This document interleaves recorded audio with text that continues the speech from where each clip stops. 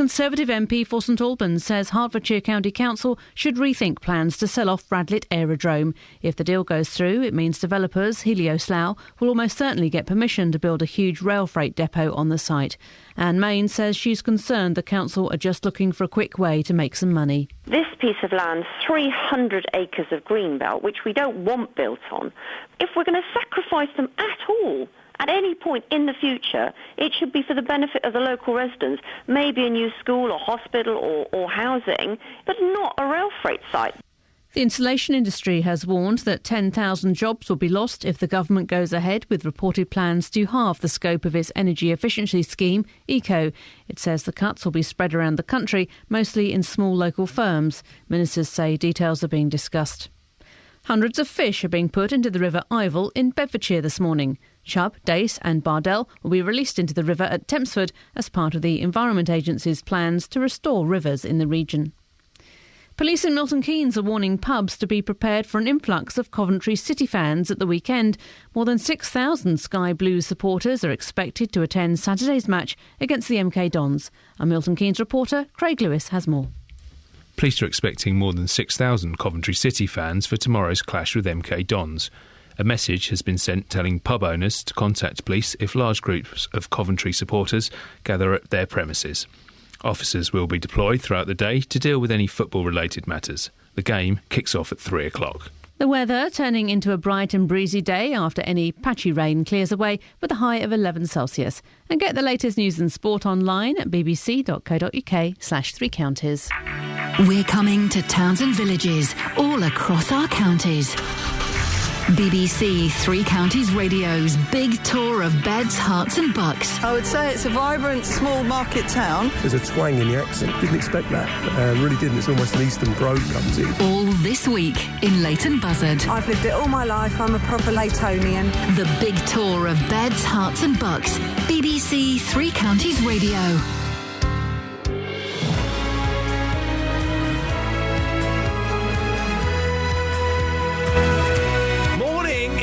BBC Three Counties Radio. Oh, it's Friday. Thank goodness for that. This week felt like it would never end. It's been going on and on and on and on. But now, Friday.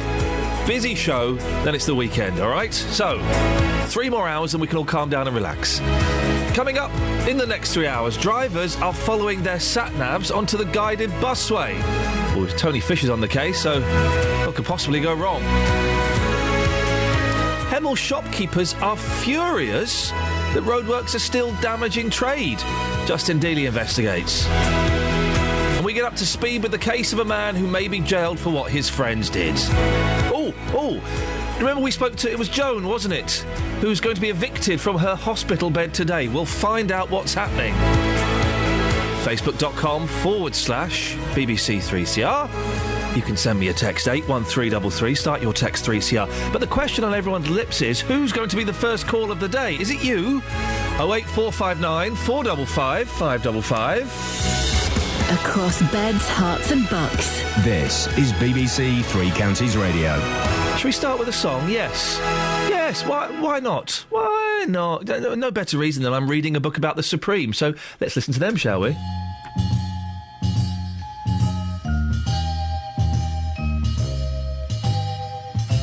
You've given me a true love, and every day I thank you, love, for a feeling that's so new, so inviting, so exciting.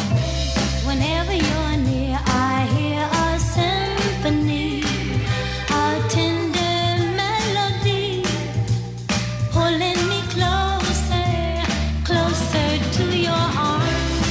Then suddenly, ooh, your lips are touching mine, a feeling so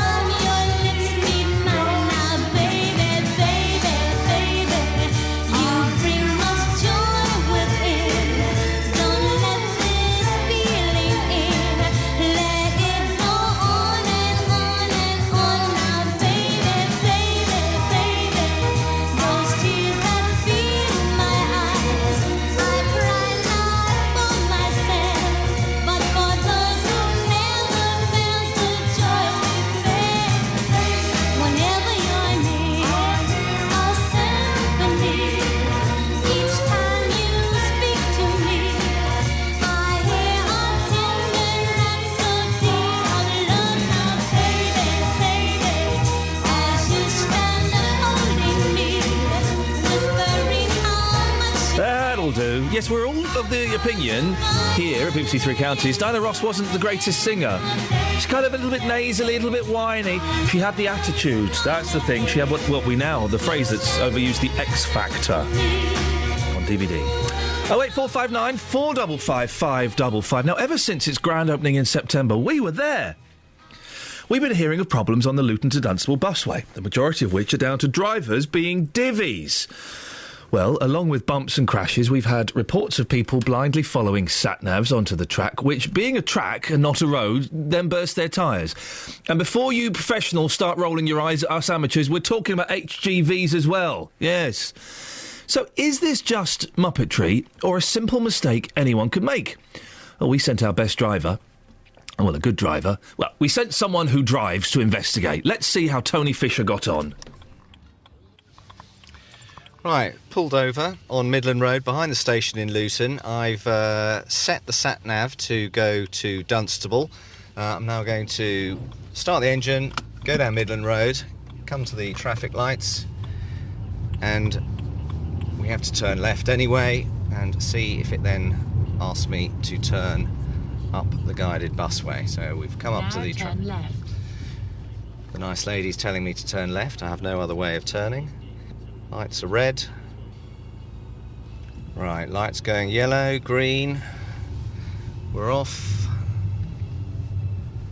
Follow traffic. Right, we're now going under the railway bridge.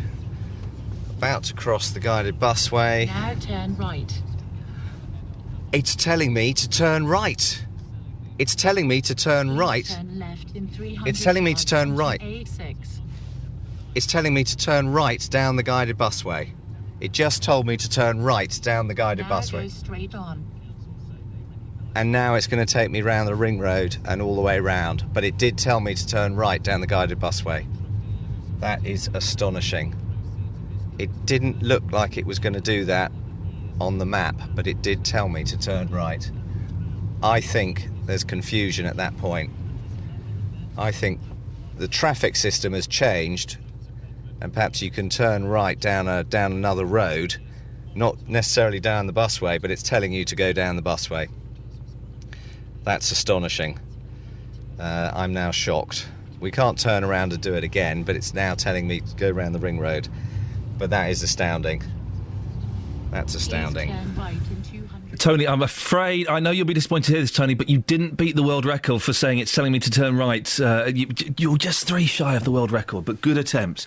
Well, Tony Fisher tells me that while there is a sign with a bus on it as you cross over the crossroads, it's only once you've turned right and faced up the busway that the sign says buses only, by which time it's too late and you become one of the people we get phone calls or photographs of. Well, later on, we'll be speaking to Arriva and Luton Council and asking them to explain themselves. If you've noticed this, if it's happened to you, be brave, give us a call, 08459 455 555.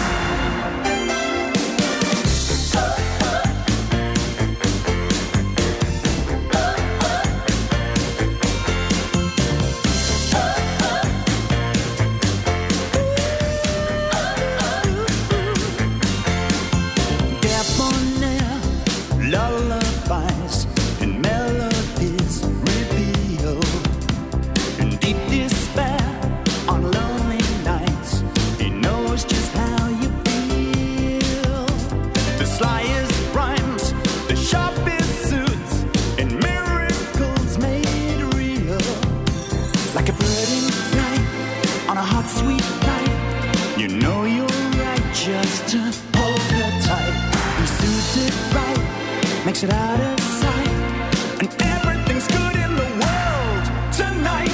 When smoky sings, I hear violins.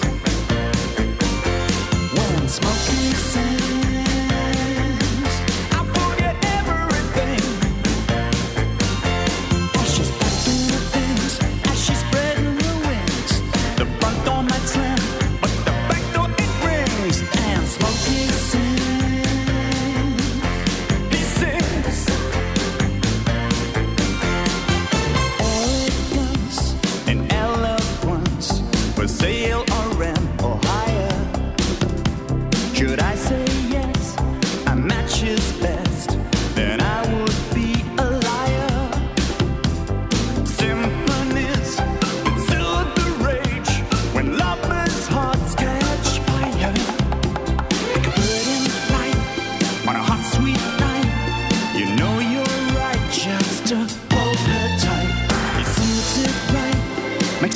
her side, and everything's good in the world tonight. When Smokey sings, I feel violence. When Smokey sings, I forget everything, yeah. As she's packing her things, as she's spreading her wings, smashing the hell with the heaven she brings. Then Smokey sings, he sings. Would it be true to say, I need you so bad, I need you so bad today? Would it be true to say, I need you so bad, I need you so bad, okay?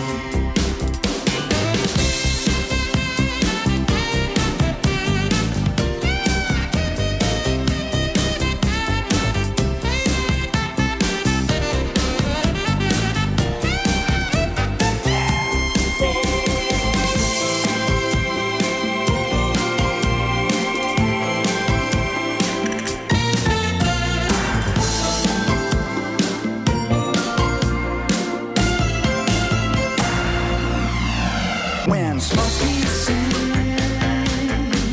I hear violence. When Smokey sings, I forget everything. As she's packing her things, as she's spreading her wings, she threw back the ring. When Smokey sings. Now, listen, the playing ABC has split the team. Kelly Betts just asked what pantomime is it from. Justin Dealey just messaged me. He's getting, well, very, very excited. You weren't digging that, Kelly? No, I was reminiscing about the time I heard another song by ABC. But you don't know if that song was by ABC. No. What was the other song they did? They did Shoot That Poison Arrow Through the Heart.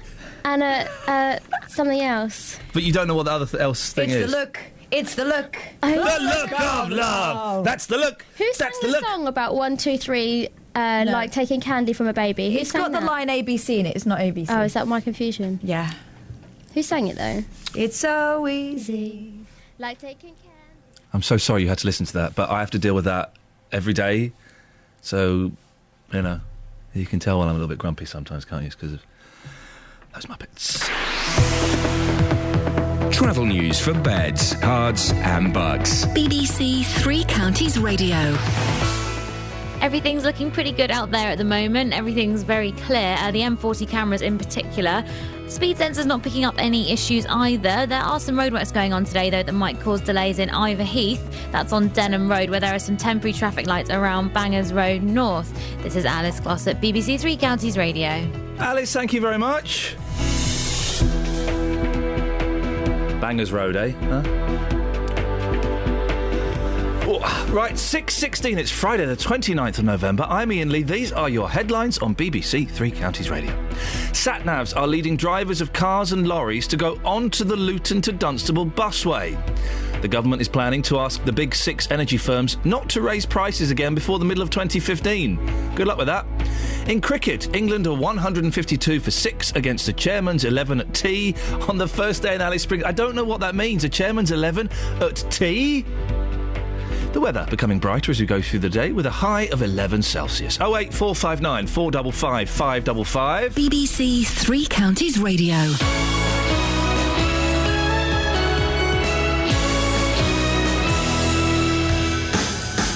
After some indifferent recent results for our local teams, It looked like a comfortable claim for Mamala Munian. That's just poor goalkeeping for me. Gillingham 3, Stevens 2. tomorrow everyone will be going for the win. And he just walked away nonchalantly. In the league, there are home matches for Watford, MK Dons and Stevenage, with Wickham on the road. And maybe Lady Luck is starting to shine on the Blues. Plus Luton are in FA Trophy first round action. Choose which game you want to listen to tomorrow from 2 with Three Counties Sport. We're celebrating the magic of ABC today, I've decided, OK? No, we are. What, we're going to celebrate twice then? No, well, 2.5 times. Can we get Martin from ABC on the phone? Martin Fry? No, is that his name? Well Googled. OK, you can get him then, Kelly. Do you know how hard it is to Google ABC? Lots of other things come up in front of the band. Right, well, I know for a fact that Justin Dealey has got... He's just sent me a message. I've got a brilliant story behind When Smokey Sings, the song we just played. I've replied, broadcastable? He's like, yeah. So we've almost got a feature. Justin Dealey tells his When Smokey Sings song. We get Martin Fry on. Boom! Yeah. Have you got his number? Justin's, yeah, somewhere. Have you got Martin Fry's number? With the BBC. Have you got Martin Fry's number? No. What you now? No. Oh, hang on a minute. Yeah, he's not in. You never just tap your fingers silently on something. I saw it. People couldn't hear it. Like he lives under the table. What a muppet! He doesn't live under the table, Catherine. That was the phone. The thing is, you've got a phone there and you didn't even touch it. You touched something else. God, blimey. We'll have Martin Fry by the end of the show. OK, have you got his number? Google it. We won't listen, and we can't deceive you. It's not going to happen. Just type it into a thing and... Oh, ABC. Oh, for goodness sakes. Justin Dealey will have his phone number. OK. By the way, I'm choosing all the music this morning. Isn't it good? No. I'm playing the guitar. It's like a guitar and a keyboard combined. They call it the crazy. guitar. Thanks, man.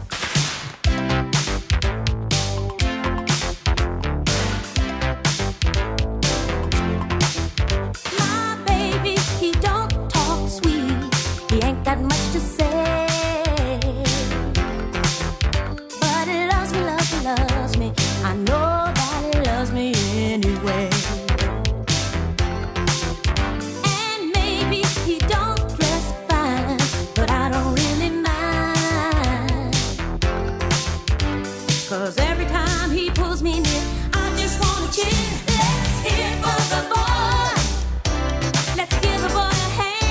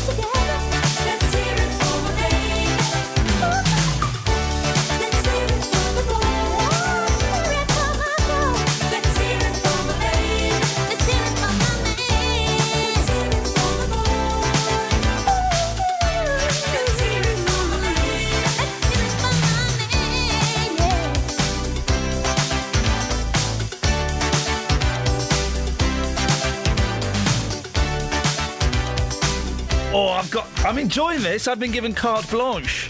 I've always wanted carte blanche, thanks guys, to play the music that I'd like to play. Justin, they let me play the music I want to play. Yes. Yes, Come sir. on. I've got a great one coming up next. Come on. I'll tell you what, let me give you the introduction to it, right? Tease me.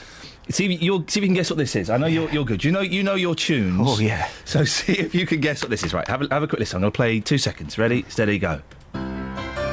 Oh, yes. What is it? 1980s classic, The Glory of Love.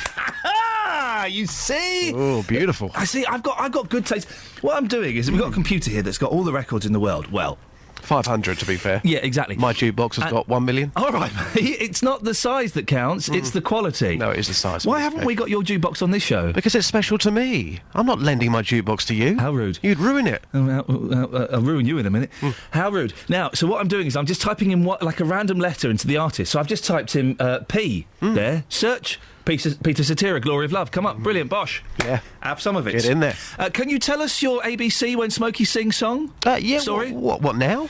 Well, is it broadcastable? Yes, it is. ABC When Smokey Sings. I'm going back to what, the 1990s. It was my first lad's holiday to Magaluf.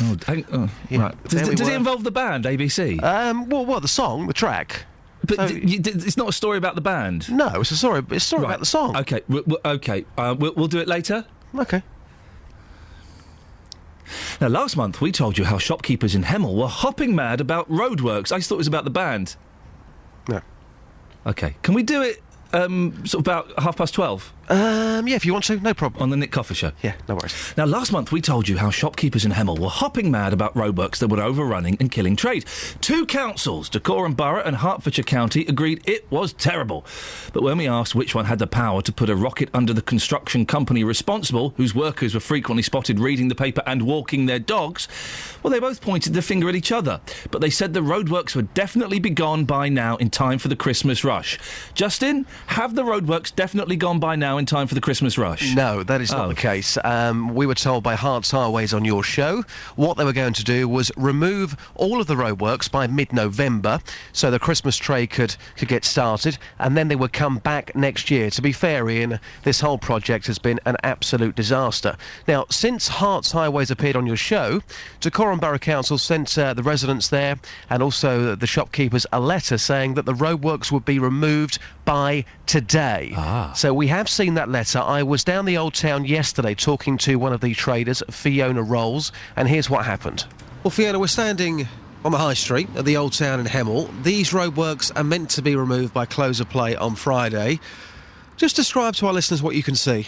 I'm standing outside Alberto's, the Italian restaurant, which has finally had his hole filled in after about 3 months. We're looking at a half-finished parking bay and incomplete paving area as well. And I cannot honestly see that they can get it completed by tomorrow. Not at all. How does that make you feel? Upset that they've ignored the fact that this is our busiest time of the year and that no real effort has been made to be finishing off. I mean, we're now at lunchtime. Why are they not working during the lunch hour? Why is there not a second team working to allow one to have a break and one to carry on? Whenever I've been here, the workforce haven't been working. I've had to get them to go back to work myself. Yes. Yeah, exactly. And of course, it's getting dark now. They'll be packing up by 4. So we've literally got 3 more hours today, plus tomorrow, weather permitting, of course. So just remind our listeners how long this has been going on for now. The work started middle of June, and the schedule was originally 22 weeks.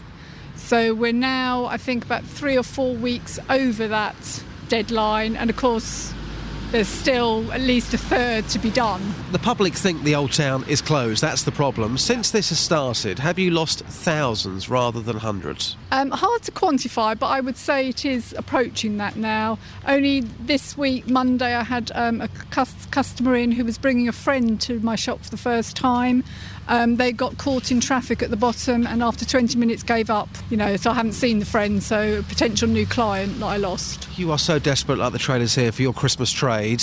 If it's not good for you in the next few weeks, could you unfortunately go out of business? I would have to think very seriously, because you can't continue to lose money and you don't want to get into debt to carry on. And you also have to think very much so that when it does restart, how long it will take to actually build the business once again. And realistically, I would say that when the works are completed, maybe February, March time, it's going to take me probably another 6 months to get myself up and running again. A couple of final points. The council have given out free parking vouchers, that's one thing, and you have been offered compensation, which you all wanted before. I'm going to ask a very personal question now. How much have you been offered by the council in terms of compensation? It was based on our rateable value, and I had the lowest amount offered, which is £1,000. So for all of this disruption, you've been offered £1,000. You must feel pretty sick about that. Yeah, because it's nothing, is it? It's immaterial in comparison to what you have lost. And not everyone's getting it. So the office-based businesses aren't eligible to claim. It's only the shops and the restaurants and the pubs. Final question. Hearts Highways. They are going to be listening to this. We've invited them onto the programme. What would you like to say to them? Please don't do this to any other business community when you're planning a regeneration area in the future. And help us now by making sure that it works to schedule post-Christmas and there's no more hiccups. Now, Justin, you said it does look slightly better. But the roadworks are still there. They are still there. You know, I need to be fair this morning to the council and, of course, to Jackson's, the contractor. Looking at the Old Town yesterday in the afternoon and again last night, things are slowly but surely getting back to normal. But, of course, this project should have been completed weeks ago. The talk is today the roadworks are going to be removed and then, of course, they're going to come back next year. And you've heard from traders, not just today, but in weeks gone by, that this has cost them so much money, so much frustration. They just want the whole thing out of the way so they can get back to normal and try to make some money again. Well, later on in the show, we'll be hearing from the leader of Dacorum Borough Council, Councillor Andrew Williams, if you want to put your points to him, 08459 455 555. And Justin, as you probably know, our new bosses have said that the public own the BBC. I'm sorry for laughing, but they, OK, we can go along with that if that's what they want. So we're going to put it on Facebook. People can vote. I know my bosses are in terror now. You're having a vote? Kind of. Yeah. People can vote whether they want to hear your ABC When Smokey Sings story. So you got 20 seconds. Yeah. Sell it. Why should people want to hear this? Oh, I'm getting a bit concerned now. Because why should people want to hear it? Because it's a great ABC story, and it's a story about how music is always king. That's all I'm going to say. Music is always king, and if somebody can't appreciate good music, I'm sorry, jog on. Oh, Justin, facebook.com/BBC3CR. Go and have your say. Do you want to hear Justin's ABC story? Travel news for beds, cards and bugs. BBC Three Counties Radio. Still quiet on the major routes out there at the moment. The A5 has a slow patch northbound as you pass Dunstable, and Harpenden also looking a little bit slow in both directions on the High Street as you approach Station Road. Roadworks might cause some delays in Bearton later. Aylesbury Road has temporary traffic lights between Burcott Lane and Parsons Lane. This is Alice Glossop, BBC Three Counties Radio. Across beds, hearts and bugs. This is BBC Three Counties Radio.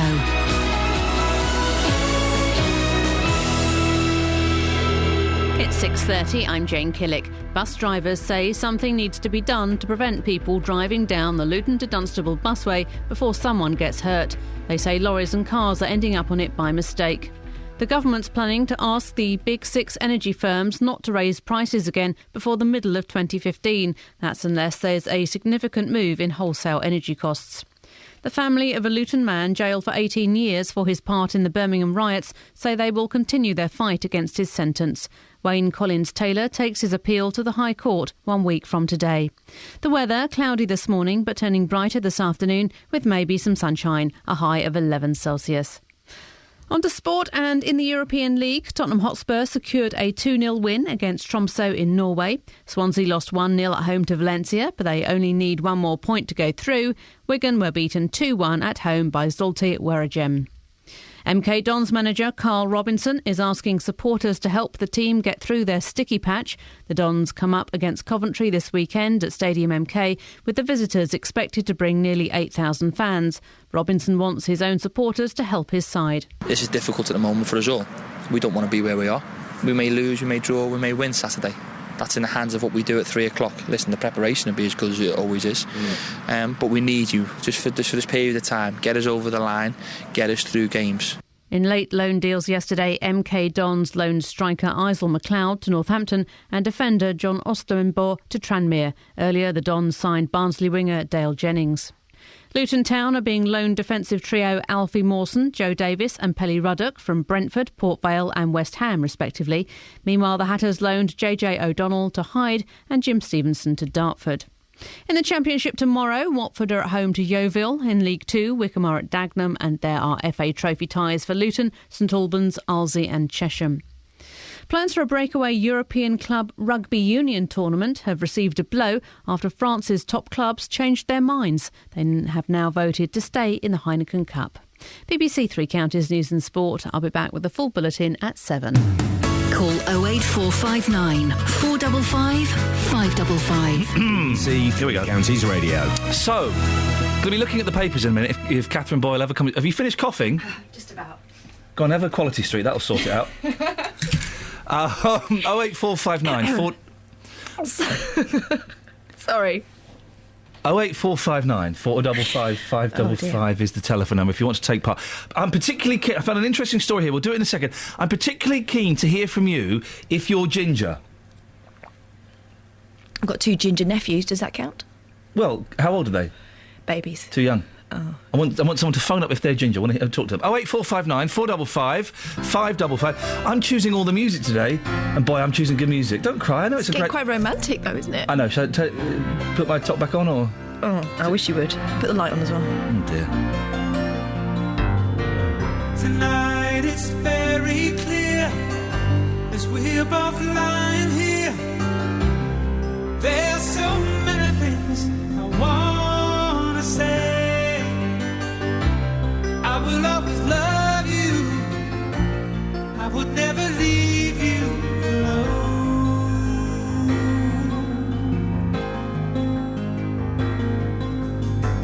Sometimes I just forget, say things I might regret. It breaks my heart to see you crying. I don't wanna lose you. I could never make it alone.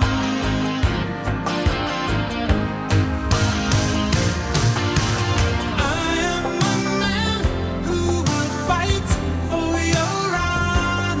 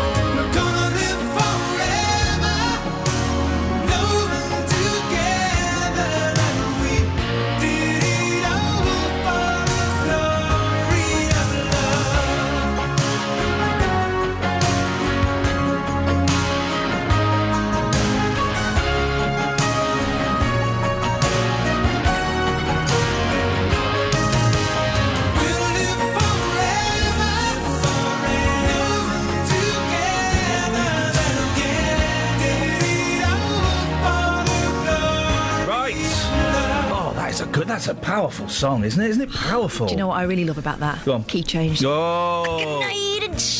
That one. Yeah, that was good. You've got to grab the air when you do that. Yeah, but you've got to pull the air down towards you.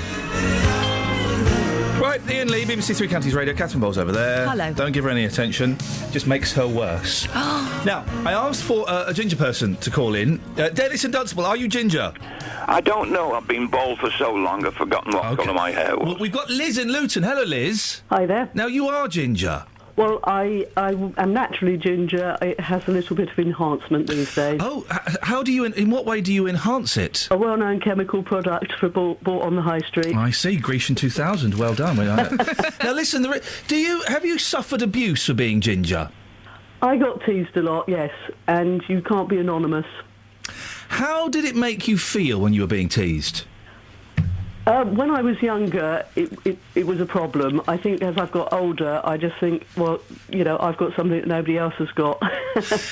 In a funny kind of way. Because children are little so-and-sos, and they find differences and turn them into weaknesses, and they have a go. Well, there's a story in the paper today. It's very sad. There's a dad whose father, his daughter killed herself because she was being bullied. Because she was ginger. And he is saying, make ginger taunts a hate crime. Now, I've heard this argument before from Mick Hucknall, who said that being called a ginger or a ginge was as bad as racism. And I kind of laughed at that at the time, but has he got a point? Well, I guess things have got worse since I was a child. I will admit that, because I have seen reports where people have been seriously harmed by the taunts and everything. I think for me it was mild teasing. The thing I think I probably am more cross about these days is that teachers did it too. It wasn't just the kids. And what kind of things were the teachers saying? Well, when I was I was in junior school, so pre-11, standing over me in the playground, sort of rubbing their hands and saying, "Oh, that'll keep me warm." And, it's just silly stuff. I don't know where it comes from, though. It's a hair colour. I think it's a rather beautiful hair colour. Well, I'm now very proud of it, which is why I use a chemical product. Well, exactly. You get a lot of women these days. I like dyeing my hair now and again, and I do like a bit of a reddy tinge. Yeah. What happens in between us being kids and growing up that means that all of a sudden we just see it as a hair colour? We did. Well, being completely honest, my wife and I did, before we had our kids, what if they're ginger? That conversation came up, primarily tongue-in-cheek, but the fact that that's still...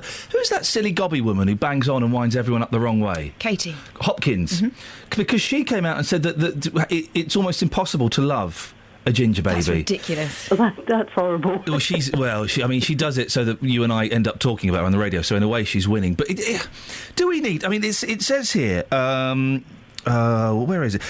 He's called the father of Mr. Farrell, whose daughter Helena killed herself. He's called for a change in the law to make it illegal to discriminate against people because of their hair colour. So that calling someone a ginge would be the same as using the N word or the P word, ultimately. But then what about all the jokes about blondes? I mean, would they have to go as well?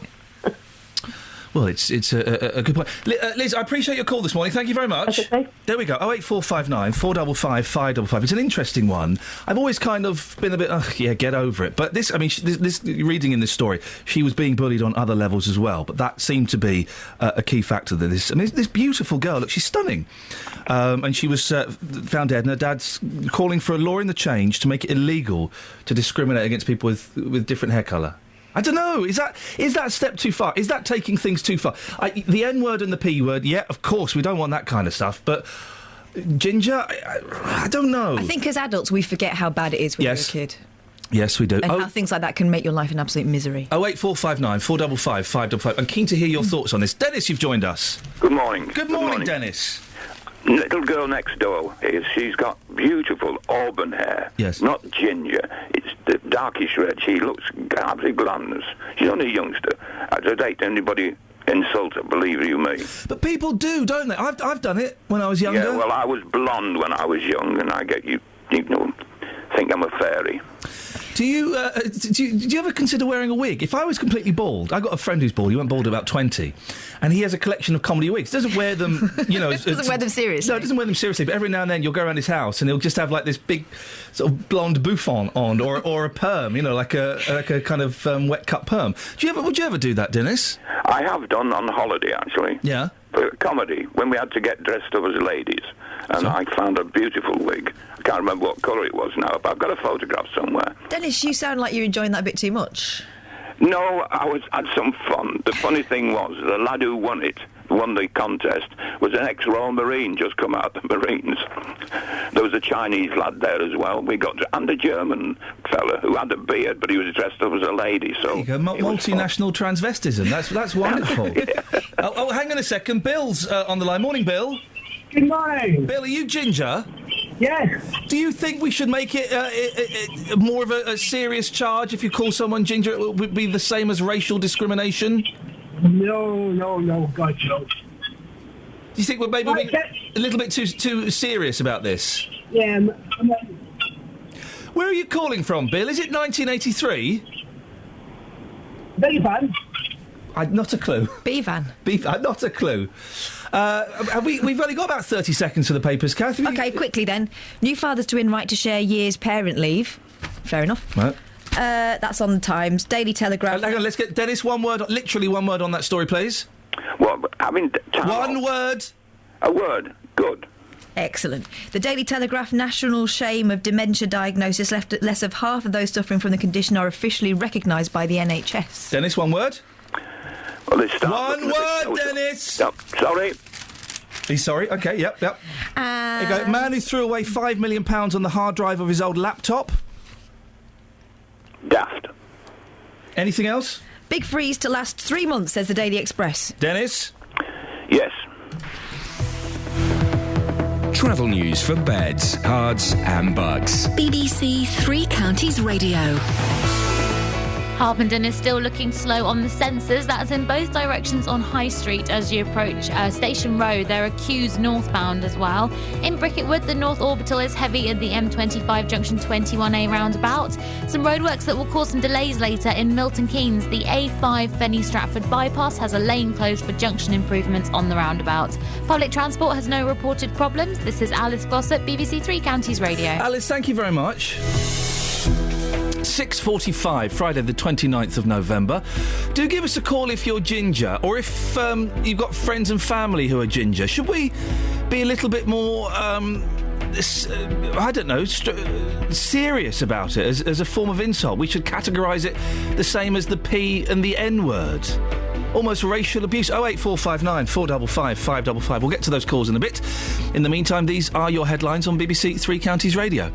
Bus drivers say someone's going to get hurt if people continue to drive onto the Luton to Dunstable busway by mistake. The government's planning to ask the big 6 energy firms not to raise prices again before the middle of 2015. And in football, Tottenham won 2-0 at home against Tromsø in the Europa League. 08459 455 555. Let's get the weather now. Here's Elizabeth Rizzini. Beds, Herts and Bucks weather. BBC Three Counties Radio. Hello, a very good morning to you. It's a reasonably mild start to the day across the three counties this morning. We've got 7-8 degrees through the morning rush hour, lots of cloud around, quite grey and murky to start the day, but there's good news for the afternoon. It will be brightening up, some clearer air coming our way. It should be mostly dry, apart from perhaps a little bit of drizzle through this morning. That will be it though in terms of wet weather, so some sunny spells emerging by the time we get into the afternoon, along with a fairly brisk northwesterly wind. That's just going to take the edge off the afternoon temperatures, making it feel a touch cooler. Highs today of around 8 or 9 degrees, which is of course 48 in Fahrenheit. Now, as we head through into the evening and the overnight period, it's going to stay mostly dry. A few isolated showers perhaps around at times. Still quite windy, temperatures down to 4 or 5 degrees. For the weekend, it's looking dry, but it's also looking really rather cloudy, although there will be some brightness, particularly over parts of Buckinghamshire, I think, on Saturday, perhaps even some spells of sunshine. But the further east you go, the cloudier it's going to be. That's the forecast. Thank you. BBC Three Counties Radio's Big Tour. Later today, I'm wrapping up warm and making my way to Leighton Buzzard. Our big tour is currently in the Bedfordshire market town, and I'm going along to see the launch of their Christmas weekend. I'll bring you all the sights and sounds, including runners who are taking part in a Santa Dash, speaking to the locals who are brightening up the railway station, and bringing you live music from Cedars Upper School. BBC Three Counties Radio's Big Tour. Today from midday in Leighton Buzzard Town Centre. Yes. BBC introducing track. Kelly Betts, what is BBC Introducing? How can people get involved? And what have we got today? Is it good? Hi, Hi there. yes, all of those things. BBC Introducing is a show that shows off the talent we have in beds, hearts and bucks, and there's a lot of it. This track is by George Ezra. He was born in Hertford and went to school in Hertfordshire. He is, I think he's about 20 or something. He's getting a lot of playlist. Does that make? He's getting a lot of plays. Does that make sense? He's getting played quite a lot on Radio 1, and he is our introducing track of the week this week. And here's his track, Budapest.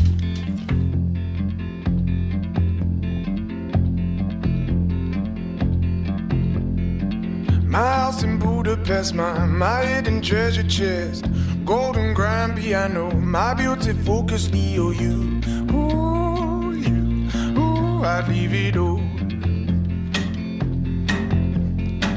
My acres of land I've achieved.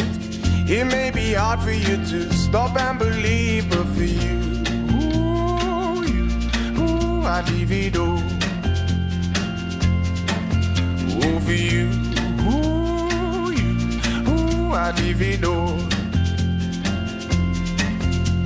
And give me one good reason why I should never make a change. Baby, if you owe me, then all of this will go away.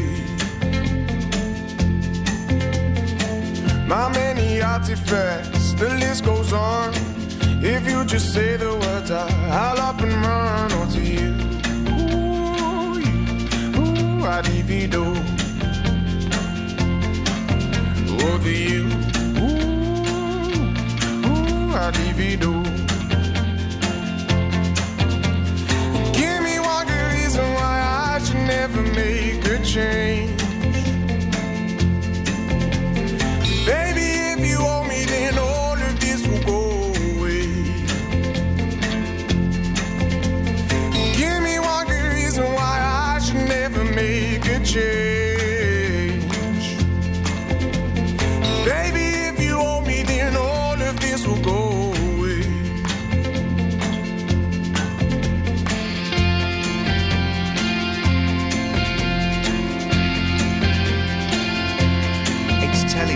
Turn right.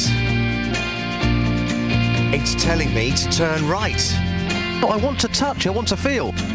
My friends and family, they don't understand. They fear they'll lose so much if you take my hand. But for you, ooh, I'd lose it all. Ooh, for you, ooh, I'd lose it all. It's telling me to turn right.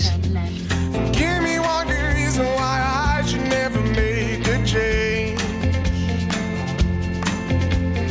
Baby, if you owe me, then all of this will go away. Give me one good reason why I should never make a change. Baby, if you owe me, then all of this will go away. My house in Budapest, my hidden treasure chest, golden grand piano, my beauty focused EOU. Ooh, I'd leave it all. Ooh, for you, ooh, I'd leave it all. It's telling me to turn right. I enjoyed that. That was good. That was Budapest, our introducing track of the week by Hertford's George Ezra. But the introduction sounded vaguely familiar. Have a listen to this. Desmond has a barrel in the marketplace. Marley is a singer in a band. Listen, if you're gonna rip off from the best. Although maybe not from Bloody Obladub. But that was a great song. Thank you very much. Excellent stuff indeed. 08459 455 555. Is it time we were a little bit more caring and sensitive towards ginger people? A young girl has committed suicide because of bullying. A lot of it revolved around the colour of her hair. Or do you think that people need to just... get over yourselves, for goodness sakes. 08459 455 555 is the telephone number. Keen to hear from you if you are ginger. What problems you've had. Do you feel like you're discriminated against? 08459 455 555. Now, 1 week today, Wayne Collins-Taylor from Luton takes his appeal to the High Court. He was imprisoned for 18 years under the controversial law of joint enterprise for his part in the Birmingham riots. Mr. Collins never held or fired a gun or took any active part in the rioting, but was found guilty of possession of a firearm with intent to endanger life. Wayne's aunt Debbie Taylor has led a campaign for 2 years to free her nephew. Our reporter Richard Williams spoke to her ahead of the appeal. Iain was just such a strong character, real family man, family orientated, loved his job. He was a really successful barber. He did a really good course as a student. Everybody in the shop in Studio 10 in Luton are just absolutely stunned with what's happened to Wayne. Danny, you were one of Wayne's friends, you used to cut hair together. Yeah, I've known Wayne from when he was young and when he first come to the barber shop to learn how to cut hair. And he's a very good lad. So I've known him for years. He's just a very good, quiet and a very shy guy. But he always comes and he loves his job and he comes in and do his thing. When the riots took place 2 years ago, Danny, were you surprised when you heard about how Wayne had got caught up in it? Yeah, I was quite shocked he was even there because I think a day before he came into the barber shop and he had his hair cut by one of the guys in here. So when later on I came back to work and I heard that Wayne was caught in that, I was quite shocked. And since then, obviously, people who have come in the shop here, they'll have known Wayne, they'll have been sort of following his case. What have people been saying in the shop? The whole town is shocked. The whole town is shocked. Such a good lad and very quiet, love his job. I can't understand. I don't know why he got himself there. I don't know what happened. I think everyone would be agreed the length of the sentence for the joint enterprise of 18 years is a long sentence. But looking back on that night as Wayne's auntie and Wayne himself, do you think he regrets being there, and do you think there was a certain amount maybe of naivety on Wayne's part that he allowed him to get himself sucked into that situation? Absolutely. I can, hand on my heart, say that Wayne feels if he could turn that clock back, he would never have gone there. He's had a massive self-realisation that he shouldn't have been there. Wayne's mum, Tina, she must be very anxious about the coming week. Yes, Tina's extremely anxious. She's very edgy at the moment. I speak to her daily and honestly, I'm really anxious. The appeal will be 1 week today in the High Court. Mm-hmm. You're obviously speaking to Wayne regularly. Yeah. What's his state of mind at the moment? Wayne's anxious.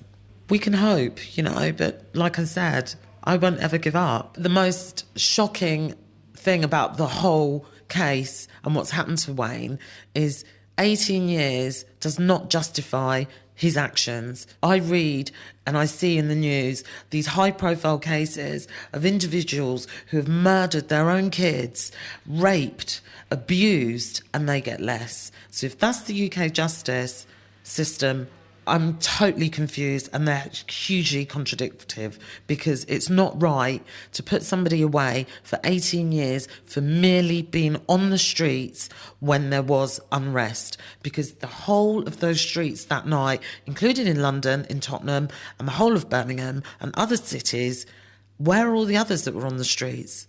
Why were they not arrested? 08459 455 555. Give me a ticket for an aeroplane. Ain't got time to take a fast train. Lonely days are gone, I'm a-going home. My baby just wrote me a letter. I don't care how much money I gotta spend. Got to get back to my baby again. Lonely days are gone, I'm a-going home. My baby just wrote me a letter. When she wrote me a letter, said she couldn't live without me no more. Listen, mister, can't you see I got to get back to my baby once more? Anyway, yeah, give me a ticket for an aeroplane. Ain't got time to take a fast train. Lonely days are gone, I'm a-going home. My baby just wrote me a letter. When she wrote me a letter, said she couldn't live without me no more. to my baby once more. Anyway, yeah, give me a ticket for an aeroplane. Ain't got time to take a fast train. Lonely days are gone, I'm a going home. Oh, my baby just to whoop me a little. Oh, my baby just to whoop me a little.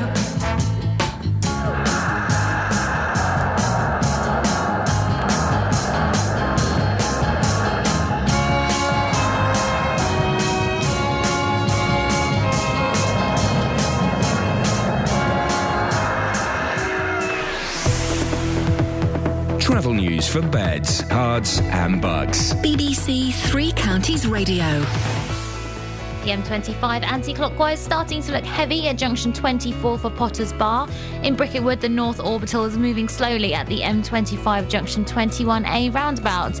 Taking a quick look at the speed sensors, the A6 southbound is quite slow approaching Barton Leclay. And then also the A5 is slow in both directions past Dunstable. Public transport has no reported problems. This is Alice Glossop, BBC Three Counties Radio. Alice, expertly done. Thank you very much indeed. Right. Lots coming up in the next hour of the show, including... Do you think we should take abuse directed towards ginger people a little bit more seriously? If it's affected you, give me a call, 08459 455 555. And Justin Dealey's got a story to tell us about ABC. Do you want to hear it or not? Local and vocal across beds, hearts and bucks. This is BBC Three Counties Radio.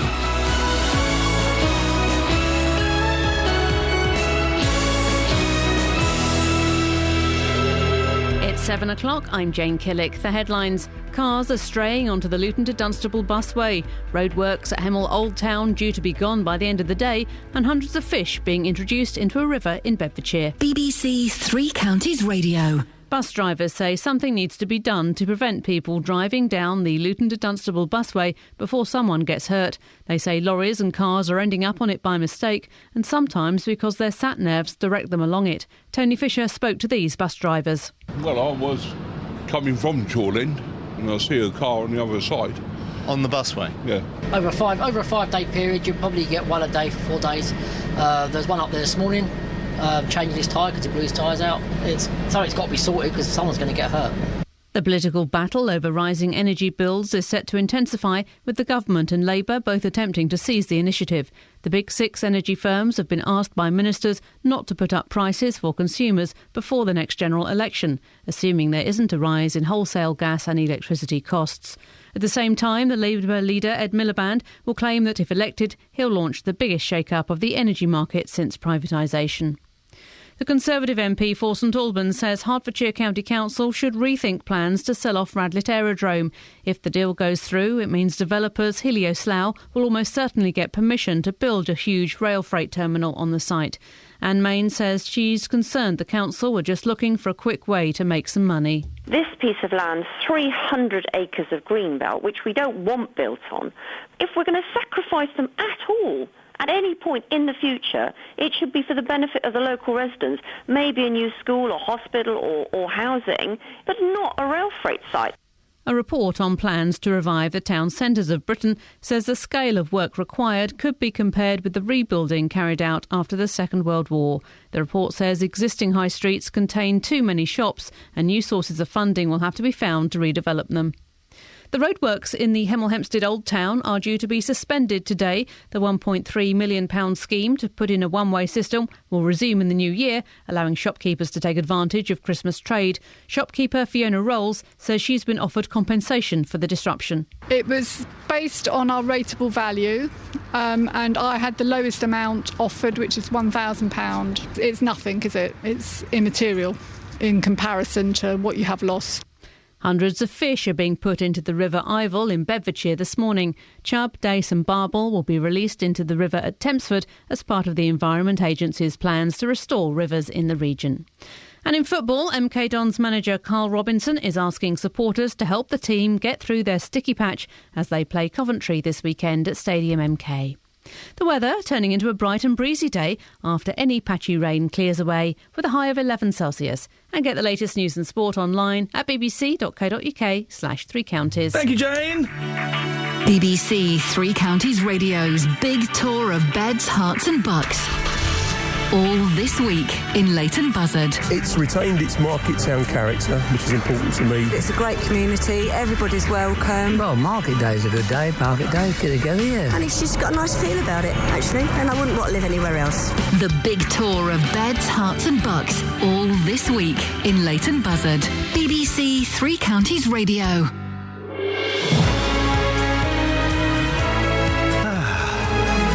The weekend starts in 1 hour and 56 minutes. Boy, oh boy, oh boy. Lots to cram in before then, including drivers are following their sat-navs onto the guided busway. Unbelievable. We're hearing more and more stories. If you have any stories about seeing anything other than a bus on the busway, then do get in touch. Hemel shopkeepers are furious that roadworks are still damaging trade. Justin Dealey's been looking into this. Plus, the sad story in the newspapers today of a young girl who killed herself, partly over the bullying she received because she was ginger. Well, has it affected you? Have you done it? 08459 455 555. Would you want to go out with someone who was ginger? Facebook.com/BBC3CR.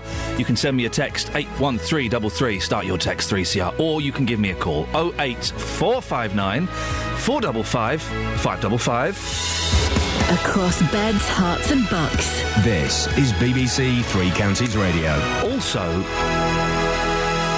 we're celebrating the magic of the pop group ABC. How's the hunt for Martin Fry going? Yeah, he's not in. What do you mean he's not in? That's not a phone call, that's... You've not called him, have you? I have an update. Yes. We've got his number. That's the first step to ringing him. OK, well, why don't we do... What's the second step? Ringing him. Wait until he's up, because these pop stars don't get up now. Ring at 7. What time do you ring... OK, what time do we ring Martin Fry? At least 7:30, 7:45. At least, at the earliest. OK, so which one of you is going to do that? Kelly. I'll do it.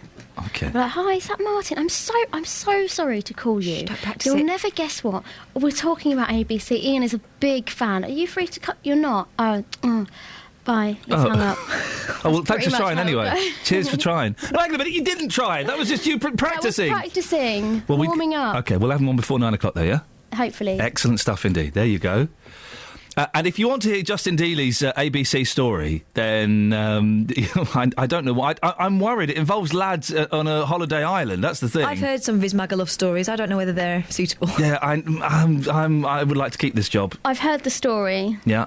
Boring. Oh, Facebook.com/BBC3CR. Can I just say, after the Respect at Work course yesterday, which I was unable to attend... Which you couldn't be bothered to go to. Got no respect for you. Kelly. But, Kelly Betts, Hiya. Well done you. Do you know what I've just noticed? What's that? Every time you want to speak, you raise your hand. I do, yeah. Yeah. Betts? Yes. Oh, you're just showing me raising your hand. Right, OK, fine. Now, sat-navs. We talked about... Oh, no, let's go to George first. I do apologise. George, you're ginger, is that correct? Hello? Hello, yes. George? Yep. You're ginger, are you? Yeah. And you sound like a comparatively young man. How old are you? 19. Well, good for you. I remember being 19. It was a lot of fun. It was also a lifetime ago. Do you get abuse or anything like that because of the colour of your hair? Yeah. And how does it make you feel, George? It's strange, because I used to get it at school, and I used to, come home upset about it, from first school, nursery, to middle school, to secondary school. Yeah. And then when you leave that sort of environment, you feel, well, it's an adult life now. You're away from that sort of immature environment, but you get it at the workplace. I've even got it in the street and even the army. I got on social media sites like Vine. Yes. It's a 6-second video app where I make little stupid videos. Yeah. And I got one from some guys in the army calling me Ginger. See you. Yeah. Okay. Yeah. Thank you very much. Yes. Yeah. And hang on. And you're not in the army? I was going to join the army as a medic. Right. But would these gentlemen have known you were going to join the army, or they just randomly decide to call you a ginger C-bomb? Yeah. Wow. Just random. And what do people say to you in the streets? Just sniggering. Like I was in a shop a few weeks ago, and they were just laughing at me. I don't know why. And I turned around and I was like, "Have you got a problem or something?" And it's just annoying because if they don't know you, they'll just love to like pick fun of you. They don't know anything about you. You could have had a really bad day, and they don't know what that person's like, who they're picking on. They can be like a loose cannon and punch them or... And were these adults that were laughing at you in the shop? It was young people. Yeah. Like when I go out with my friends, like out in Milton Keynes, it's quite... When people start drinking, like their opinions come across without their brain actually engaging. Yes. So... Do you think we need to start taking it a little bit more seriously, and offensive terms for ginger people and bullying should be considered the same, possibly as racism? Yeah, racism, it is discrimination, but I don't think it's seen as bad because it is being made fun of in the ginger media with shows like Catherine Tate, the Catherine Tate show years ago. Oh yeah. Because when I used to stick up for myself at school, they were like, "Oh, go and get your banners out." It was just a bit annoying. I'm also looking into a career in the police, so it'll really kind of help me try and kick like the ginger discrimination thing and back it a bit. George, I appreciate your call this morning. Thank you very much indeed. Now, when you hear someone like George, 19-year-old lad... Oh, bless him. He thought, because I'm so old, he'd explain what Vine was to me. I know, I'm kind of getting to that age. George, thank you. 19-year-old lad, he's getting abused when he goes into a shop. He's posting videos online, and members of the army, not known for their good manners and political correctness, are sending him abuse. Sasha's texting, I'm ginger, and in school I got a few comments here and there. Even my dad used to tease me, saying that the roof was on fire. But now I'm 22 and I only get lovely comments from people, hairdressers especially. I used to hate my hair colour, but now I wouldn't change it for the world. I think it's different for women and men. I think. I'm not totally sure. I need your help on that. 08459 455 555. We discussed sat-navs versus maps this week, and I'm a big fan of the sat-nav. Why would you use a map? Well, it turns out that the sat-navs could be getting some people into trouble. They're motorists ordering onto the Luton to Dunstable guided busway, and many, including HGV drivers, are doing exactly as they're told. It's driving the bus drivers crackers, and they fear it's a matter of time before a blunder becomes a serious accident. Well, Tony Fisher grabbed a word with them. Well, I was coming from Chorlend, and I see a car on the other side. On the busway? Yeah. So what happened? Well, I sort of flashed him and he got off because it comes to a normal road then, yeah? Yeah. He went up Chorlend End and then went off. So he went pretty much all the way down the guided busway by car? Yeah. Till he got to Chorlend End. What did you think of that? Well, I thought it was a bit stupid, really, because it does say at the bottom that is a car trap. But if you're following your sat-nav and you don't know it's a guided busway, you're going to end up going down it. Yeah, but you'd know. Sensor will tell you that it's the guided buses, because it does have on the floor as well, that is buses only. You're going to know when you're on it. Yeah, exactly. Have you seen a lot of cars going up the guided busway? Yeah, I'd say one a day. Sometimes, yeah. Over a 5-day period, you'll probably get one a day for 4 days. There's one up there this morning, changing his tyre because it blew his tyres out. So, do you think there should be better signage, or what should they do? I mean, they can't change the sat-navs, obviously, can we? They can't change the sat-navs, but I reckon bollards in the road, which number plate recognition for the buses, which then drop down for the buses that are across, and then go back up when the buses have gone. Yeah, other than that, I've seen Arctic lorry on there. You've seen an Arctic on there? Yeah, I saw an Arctic on there. When was that? I'm trying to think when it was. It was this week. This week, Iain Lee mentioned it on his show, but as I say, I saw it on there.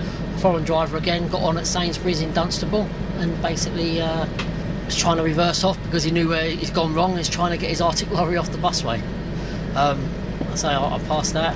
I've seen a car travelling up there. I saw a stolen car travelling up there. Someone stole a car from the car park and they thought they'd take the busway to get out with the stolen car, and luckily the police were waiting the other end for them. So yeah, many tales. It's got to be sorted because someone's going to get hurt. Tony Fisher, thank you very much. We can speak now to Lindsay Frostick from Arriva, which is one of the companies operating along the busway. Lindsay, we're getting so many calls of motorists going onto the busway. There seem to have been quite a few incidents. There have been a number of incidents, but we need to make it quite clear that not all of the incidents are a result of sat-nav directing people on there. Oh. Some people are trying their luck, I think you'd call it, and not necessarily realising that there's car traps either end and thinking it's a quick way out of town or into town. And Are there enough signs? Are there enough signs there, Lindsay, telling people you can't drive down here? Well, I had a look yesterday because, I mean, I've always felt there are enough signs, but I did go and have another look yesterday just to kind of reassure myself. And you have to completely ignore a lot of signs to get onto the busway. You have to ignore 4-foot lettering in the road. You have to ignore a sign saying car traps and then actually drive over the car trap as well. Now, a lot of that you wouldn't do accidentally. You don't accidentally go down a one-way street the wrong way, and that has a sign either side. So sat-navs are a guide. The driver still has to accept all responsibility for wherever they're travelling. So you're driving with due care. You cannot accidentally get on the busway. Is it causing much disruption?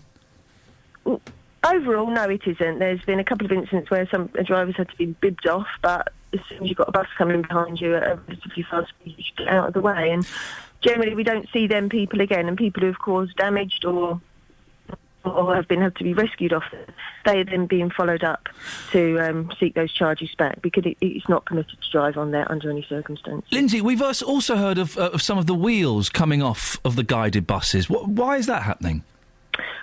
The wheels can't come off on the busway itself.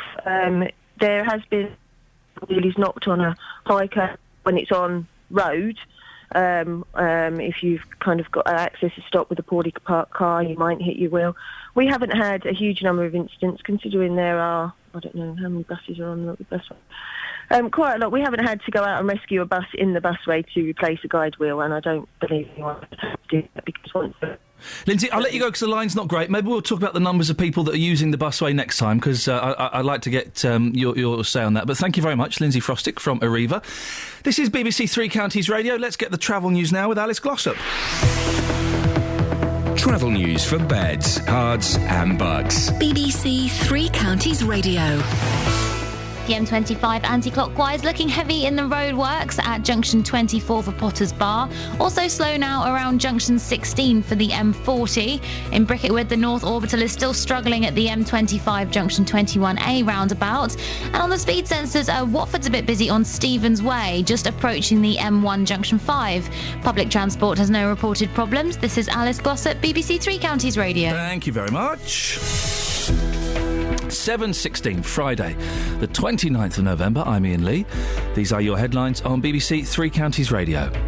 Sat-navs and, well, we heard this, stupidity are leading drivers of cars and lorries onto the Luton to Dunstable busway. Roadworks at Hemel Hempstead Old Town are due to be cleared away by the end of the day. And in football, Tottenham won 2-0 against Tromsø in the Europa League.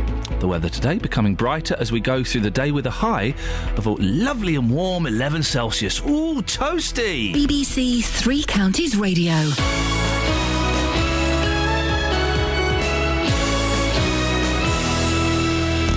Every weekday morning from 9. That disgusts me. It's absolutely disgraceful. Don't talk about morals because he doesn't care about the man in the street. The biggest local talking points. I found out a couple of hours later it was a murder.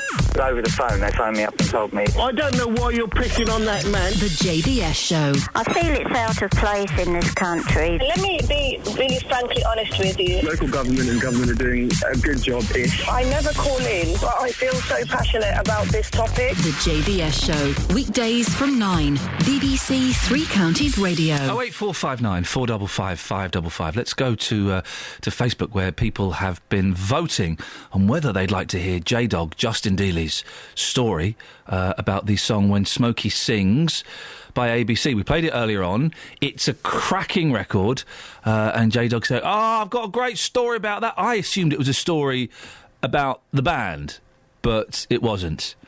We've had, let me just count these comments. 1, 2, 3. Mark says, yeah, go for it. Oh, then one of those comments doesn't count. It's about a BBC introducing track. And Nigel says no. So it's 50-50 so far. The votes are 50-50. You have the power to change that. Facebook.com/BBC3CR. You can also go on there and talk about other things we are talking about this morning. Let me have a little... There was something I wanted to see. Where was it? Can't see it. We'll find it later on. Someone had posted about sat-navs and what have you. We're also talking... Terrible story in the Mail today. I know most of them are terrible. This is genuinely a sad story in the Mail about a young lady who killed herself because she was being bullied. Now, a lot of the bullying, not all of it exclusively, but a lot of the bullying was because she's got ginger hair. And why can't I find the story? And her dad is now calling for it to be seen as a discriminatory offence to bully someone. Here it is, look. Make ginger taunts a hate crime, says father of girl found dead in the woods. Helena Farrell. The father of a girl found dead after being bullied over her red hair has called for ginger jokes to be made a hate crime. Enda Farrell, 56, said he believed his daughter Helena, 15, might still be alive had she not been picked on because of her hair colour. He called for a change in the law to make it illegal to discriminate against people because of their hair colour. 08459 455 555. It goes on to say here, Windermere councillor Ben Berry, who also has red hair, said, people laugh at me when I say it's almost as if gingerhead people are our own race. But it's like that. We're beaten and made fun of just the same as someone is by a racist because they're black. I went to a football match and the doorman said, sorry, we don't let ginger people in. This was a full-grown man making fun of another adult. It's mad, isn't it? And it's easy for people who are not ginger to go, oh, for goodness sakes, get over it. Deal with it, guys. Because, well, we're not facing it. In the same way, it's easy for white people to say, oh, get over being called the N-word, because just deal with it. It wouldn't offend me because, well, there isn't an equivalent, is there, for white people? But, oh, yeah, what if you get called honky? I don't mind. It's not weighed down by the years of history, is it, and the years of abuse? So do we need to be a bit more sensitive when it comes to ginger people? 08459 455 555. We'll take some calls on that maybe after 7:30. Now, last month we told you about a roadworks row in Hemel Hempstead Old Town. They were overrunning, killing footfall and threatening to force shopkeepers out of business. To make things worse, we discovered that the builders, well, they weren't seemingly doing that much working. So much so that the council installed cameras to monitor them after complaints of sleeping on the job and walking their dogs on the job. Hertfordshire County and Dacorum Borough both expressed sympathy, and while neither thought it was their responsibility to give the hard word to the construction company, shopkeepers were assured the roadworks would be gone by, well, we were told last week. But they didn't go last week, did they, Justin? No, they're still there. And you've been finding out how businesses are faring and seeing whether they've got some compensation. Compensation has been handed out, hasn't it? It has. I mean, this is an incredible story. Traders still aren't happy. Work started back in June.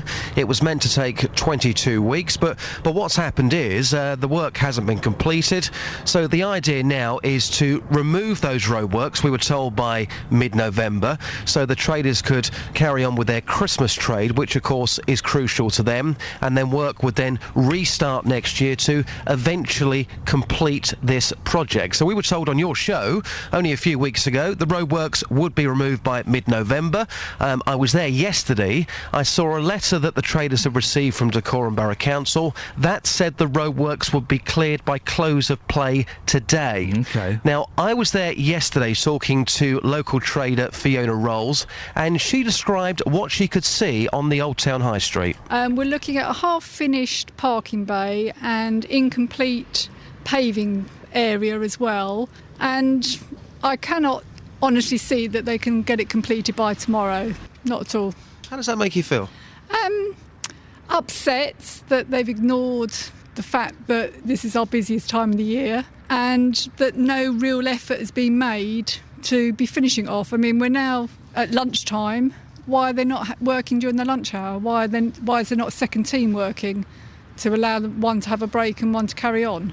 Only this week, Monday, I had a customer in who was bringing a friend to my shop for the first time. They got caught in traffic at the bottom and after 20 minutes gave up. So I haven't seen the friend, so a potential new client that I lost. You are so desperate, like the traders here, for your Christmas trade. If it's not good for you in the next few weeks, could you unfortunately go out of business? I would have to think very seriously, because you can't continue to lose money. And you don't want to get into debt to carry on. And realistically, I would say that when the works are completed, maybe February, March time, it's going to take me probably another 6 months to get myself up and running again. The council have given out free parking vouchers, that's one thing, and you have been offered compensation, which you all wanted before. I'm going to ask a very personal question now. How much have you been offered by the council in terms of compensation? It was based on our rateable value, and I had the lowest amount offered, which is £1,000. So for all of this disruption, you've been offered £1,000. You must feel pretty sick about that. Yeah, because it's nothing, is it? It's immaterial in comparison to what you have lost. And not everyone's getting it. So the office-based businesses aren't eligible to claim. It's only the shops and the restaurants and the pubs. Well, we can talk now to Conservative councillor Andrew Williams, who's the leader of Dacorum Borough Council. Andrew, we were told the roadworks would have gone last week. They're still there. What's going on? No, my understanding was, good morning, Iain, is that the roadworks will be completed by the end of November, and that's today. Well, initially we were told the middle of November. Can you guarantee they'll definitely be gone by the end of play today? Yeah, my understanding is that all of the barriers and things will be removed today, and I've never... from the meetings we've had, never understood it to be the middle of November. I've always understood we would be completed by the end of November. We've had it said on this show by various people that it would be the middle of November. Compensation has been paid out. We heard there from one person who got paid £1,000. Not good enough, is it? Well, as we've said in previous meetings, there's no liability for compensation. Dacorum Borough Council has made this as a gesture because we obviously want to work with the traders to ensure their long-term survivability, so that once this project... £1,000 isn't going to necessarily keep a business going, is it? No, it's to support them. Some businesses get more. It depends on, as your article said, it depends on the rateable value. So those with larger rate bills would receive a higher amount, up to $5,000 for the larger businesses. So I think from the Borough Council's point of view, across the 50-odd businesses that are eligible, this is quite a significant payment. But for the... I'm sure it is a significant payment, but for the businesses' point of view, who've had their business blighted for months because of what is basically a farce, these businesses could close. It's not good, is it? Well, it's not good that it's overrun, but I mean, we worked with those businesses right up to for the design of this scheme, and they knew that it would be, even if it had gone to plan, which unfortunately, as we know, it didn't, we would have completed by the end of October. So that's a month. A period of disruption. But what I think we need to be focusing on now is that, and we've had a very positive launch to our Old Town Forum, is the future of the High Street. I mean, businesses recognise that the street will be vastly improved by the work that's going on. If those businesses... And there'll be great opportunities for them to fantastic opportunities if those businesses survive, which a lot of them possibly won't, because it has overrun. You say just by a month, but a month is significant, particularly in the run-up to Christmas. And also, those roadworks are going to come back early next year. Yeah, they are, yes, but the majority of the work is obviously done now. There are some patches still to do. I say it is unfortunate it's overrun, but I think what we're very keen now as a borough to do is to look forward to the opportunities that this enhancement will bring. And brush the embarrassment and farce and the damage under the carpet, no doubt. No, we've never shied away from the fact that there is a problem, and we recognise it. There are issues which were beyond anybody's control, as we know, and there were issues which we accept were poorly handled. But the Dacorum Borough Council is the customer. We're paying for this. Workers walking their dogs, workers sleeping, workers reading newspapers, CCTV being installed to monitor the workers. Yes, I know we accepted when we spoke before there were issues that weren't acceptable, but at the same time, people are entitled to take their breaks, and they're not entitled to walk their dogs and fall asleep on the job when they should be working, are they? They might be entitled to walk their dog if it was in their lunch break. They shouldn't be taking their dogs to building sites. Well, that's an issue for the contractor. That's not an issue for me as the customer, I'm afraid. I can't... No, as a customer, listen, if I had builders... It's not between the Borough Council. Here we go. Let's pass the buck. No, it's not pass the buck. You have to, Are you the customer, Andrew? Yes. Then it is with you, because if I had builders and they started walking their dogs and having a doze when they should be working, I'd give them a boot up the backside and tell them to either sort it out or jog on. You seem quite happy just to let them do it. No, we're not happy. We've taken all these issues up with both on several occasions with the contractor and with the county council, who have let the contract. It's the county council that are managing the Jackson's contract, because they are and we're paying the county council. We haven't engaged the contractor ourselves, so when we have an issue, we go to either the contractor or to the county council and ask them to look at it for us. I think we've gone over this, and I think now from the borough's point of view, who is funding this, and the reason we've paid the compensation to support businesses and set up the Old Town Business Forum is to work with the businesses to ensure the long-term viability of the business. This compensation, who's paying for it? The Dacorum Borough Council. Right. And where's that money coming from? From savings on this year's budget in other areas, so effectively from our taxpayers. And how much exactly are you giving out in compensation? What's the total? The total cost is £106,000 for our compensation scheme, plus... Yeah, £106,000. So it's £106,000 you weren't expecting to spend, that council taxpayers are spending, and you can't take that from the contractors, who are the ones that have overrun and have been lazy and haven't pulled their weight? No, we directly can't negotiate with the contractors, because we're not... Did you not have an overrun clause in the contract? I don't know. The contract is between the county council and the thing. What I'm told from our legal view is that... Why? Listen, when we speak... There is no grounds in the contract that have been broken that would enable us... When we speak to the county council, but both sides of you just fob it off onto the other side. Why is no one prepared to accept responsibility for almost crushing small businesses? Because it's not a case of almost crushing small businesses. There is a delay which we've accepted and we've worked on. This is just our payment to them is a goodwill gesture to accept, is in recognition of the fact that this has not gone as well as it could. But that's not our legal responsibility to pay that. That is a gesture of goodwill from the council. Would you like to help work with the businesses? Would you like, Mr. Williams? Would you like this opportunity now to apologise to all those businesses that are struggling because of these works? I have apologised at meetings with the businesses, and so has the county council through the executive member Terry Doran. Would you like to say sorry now? Yeah, we are sorry it's overrun. Absolutely. You're sorry that lots of businesses are struggling? We're sorry the businesses are struggling, absolutely, but we're working with those businesses because we realise that the investment we're putting into here, which is not insignificant, will ensure, we believe, a much brighter future for the Old Town and the traders within it. But there has to be a period of doing these works, and we recognise that this hasn't gone as well as it could, and we've apologised for that on several occasions. But for us now, and we've developed since you were in the High Street a month or so ago, and we had those initial meetings with the traders, we've established our Old Town Forum. We're pushing ahead with developing plans for when the High Street's finished, and we have a relaunch and the publicity for that. Okay. And we think that what we're doing here will give the traders a brighter future, because it will increase the attractiveness of the area for business. Let's hope all of those businesses are there to enjoy that. Andrew, thank you very much indeed. Conservative Councillor Andrew Williams, leader of Dacorum Borough Council. A little bit later than usual, but thanks for waiting. Here's the travel with Alice. Travel news for beds, cards and bugs. BBC Three Counties Radio. Things looking a bit busier on the M25 now. Anti-clockwise slow between 25 for Enfield and 24 for Potters Bar. Also queuing between 17 for Maple Cross and 16 for the M40. On the speed sensors, Cheshunt, the A10 is looking heavy southbound approaching Winston Churchill Way. But on public transport, there's no reported problems. This is Alice Glossop, BBC Three Counties Radio. Across beds, hearts and bugs. This is BBC Three Counties Radio.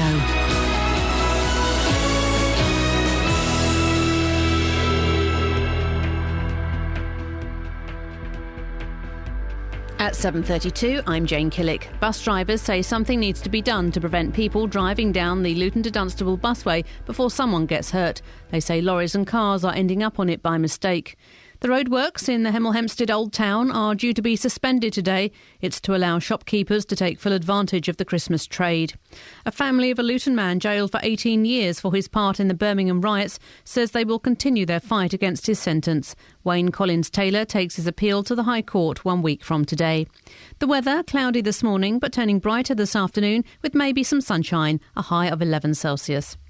On to sport and in football. In the Europa League, Tottenham Hotspur scored a 2-0 home win against Tromsø in Norway. Swansea lost 1-0 at home to Valencia, but they only need one more point to go through. Wigan were beaten 2-1 at home by Zulte Waregem. MK Dons manager Carl Robinson is asking supporters to help the team get through their sticky patch. The Dons come up against Coventry this weekend at Stadium MK, with the visitors expected to bring nearly 8,000 fans. In late loan deals yesterday, MK Dons loaned striker Isel McLeod to Northampton and defender John Otsemebor to Tranmere. Earlier, the Dons signed Barnsley winger Dale Jennings. Luton Town are being loaned defensive trio Alfie Mawson, Joe Davis and Pelly Ruddock from Brentford, Port Vale and West Ham, respectively. Meanwhile, the Hatters loaned JJ O'Donnell to Hyde and Jim Stevenson to Dartford. Stevenage manager Graham Westley says he's fed up with the image which is portrayed of his club ahead of the visit to Shrewsbury. The Borough have been hit by suspensions this season, and Westley says officials are being swayed by the image they have of Stevenage. Managers are out there talking about big, physical, strong. The reality is that we're smaller, mobile, agile, quick players. Absolutely nothing like the image that gets portrayed. And yet, game after game after game, we're seeing these sort of inconsistencies going on in the refereeing. BBC Three Counties News and Sport. I'll be back with a full bulletin at 8. Call 08459 455 555. BBC Three Counties Radio. Right, lots of comments about various different things. Let's look at the busway first. Julian has emailed in, ian.lee@bbc.co.uk. Ian, visiting Luton recently, I was returning home towards the A6 from the Mall. As you approach one of the roundabouts, the busway appears on the left like a huge void immediately before the roundabout. It will be easy to turn onto it, especially as the sat-nav tells you to turn left. Sense, however, tells you it isn't a road as it's a concrete track. I agree that more signs will be useful as a cheap option, but a barrier or rising posts that only open for buses would be more effective. It's telling me to turn right. You see, that's the problem that people are facing. Left or right? Left or right? Fred's in Kempston. Morning, Fred. Morning. Have you not had any run-ins with this bus lane, have you? Yeah. Oh. I was travelling from Beckenham back to Bedford and on the A21 in London. And I was looking for the Dartford bypass, and of course I'm not looking down at the road. It's pretty busy traffic in London, and I suddenly found myself in this bus lane. Well, anyway, I got out of it as soon as I could, found the right road, and carried on home. And about 3 weeks later, I got a ticket from London Transport of 40 quid. Oh, blimey. I was only in that bus lane a few minutes. Well, a few minutes is still... You've still kind of been a bit naughty. Do you not think there are enough signs there, Fred? We spoke to Lindsay Kempston from Arriva. She said you'd have to be pretty hard pushed not to notice you weren't supposed to be there. Well, I realised I was in it straight away because the tarmac was red, I believe. But I wasn't looking down at that point. I was looking for bloody road signs, giving me the indications that I've got to turn right or left, whatever it was, to get on this Dartford bypass. Fred, can I ask you a question? Yeah.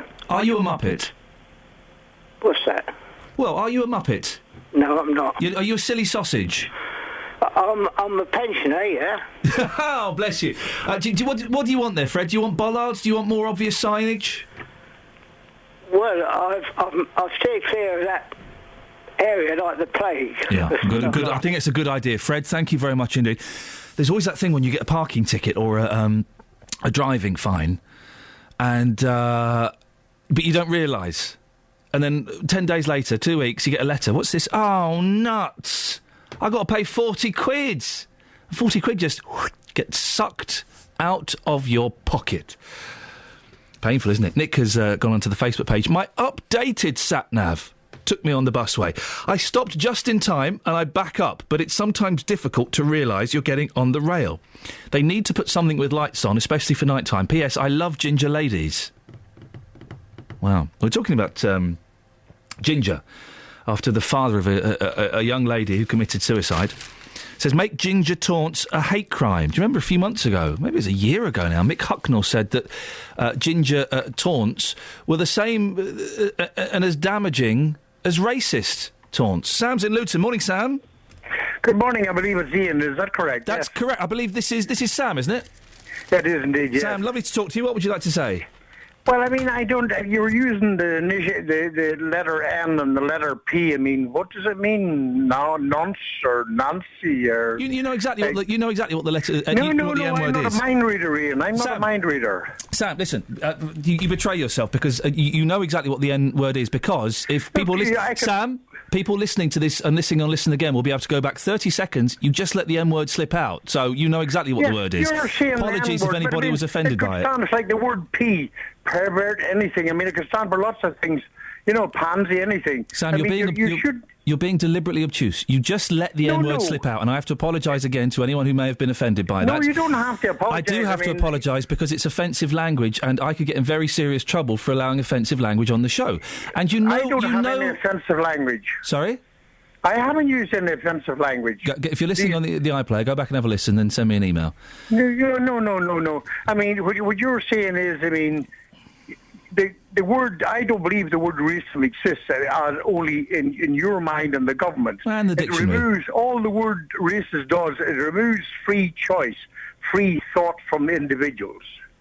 If you don't belong to a certain ilk and you dislike that person, you're a racist, which is absolute unadulterated rubbish. Exactly, that is rubbish. That's not the definition of racism. What the word racism does is it doesn't exclude people, it protects people. It protects... No, it doesn't. It protects... No, it doesn't. It protects... No, it only protects a certain section of the community. It protects everybody, Sam. It protects everybody. It protects everybody from hatred, and it's not a complete protection, but it protects people from hatred and nastiness because of things that are beyond people's control. All that word has caused is a lot of aggravation in the community. It has created problems that weren't there prior to. I would say the P word has caused tensions and aggravation. I would say the N word has caused tension and aggravation. Well, I mean, you can put whatever connotations you like on the letter N and the letter P, can't you? There's loads of connotations you can put to it, which you could all say was offensive, couldn't you? No. Yes, you could. I mean, I could say you're a pervert, you know. Thank you very much. I could say I'm not suggesting you are. I could say you're a paedophile. Okay, Sam, well, let me make it clear. If you really are as thick as you're implying, let me make it clear for you. The N-word... The N-word, Sam, I'm going to spell it out for you, not literally. Well, I'm going to spell it out for you, Ian. No. You need somebody there to advise you, someone with a grain of intelligence. Okay. Because you talk unadulterated rubbish. Very few people... Good evening. Very few... You're going to hang up? He's going to hang up. Wow, call him back. There are maybe accidentally dropped off. There are very few people working here at BBC Three Counties Radio with more intelligence than me. That's the problem. Catherine and Kelly accepted. It's outrageous. Yeah. Sam, you're being obtuse. Also, it's good morning. What's he saying good evening for? You're being obtuse. You know what the N-word is. It's a slang term for Negro that is offensive. You know what the P word is. It's the abbreviation of Pakistani, OK? Have we got that? Have I spelt that out clear enough for you, OK? And those words are divisive and those words are dangerous. OK? Because they have a history of being used as... insults based on race. Now, to insult someone because of their race, and it does go every which way, you know, Asian people can be racist towards black people can be racist towards white people. It goes every way, okay? Before someone phones in and has a go. But to attack someone verbally because of their race, that's a no-no, isn't it? Isn't it? Seems obvious to me. 08459 455 555. We're going slightly off topic. The reason we're talking about this, let me rein this in if I can, is because of the use of the word ginger. Now, I'm not saying we should necessarily do this. I'm putting this forward as a point that we can kick around like a football and play with and see if we can score a goal. That's quite good, that. Is it time we crack down on people picking on ginger people? Is it a hate crime to have a go at someone because they're ginger? There's a counsellor here, Ben Perry. I went to a football match. The doorman said... The doorman? What kind of classy football match was that?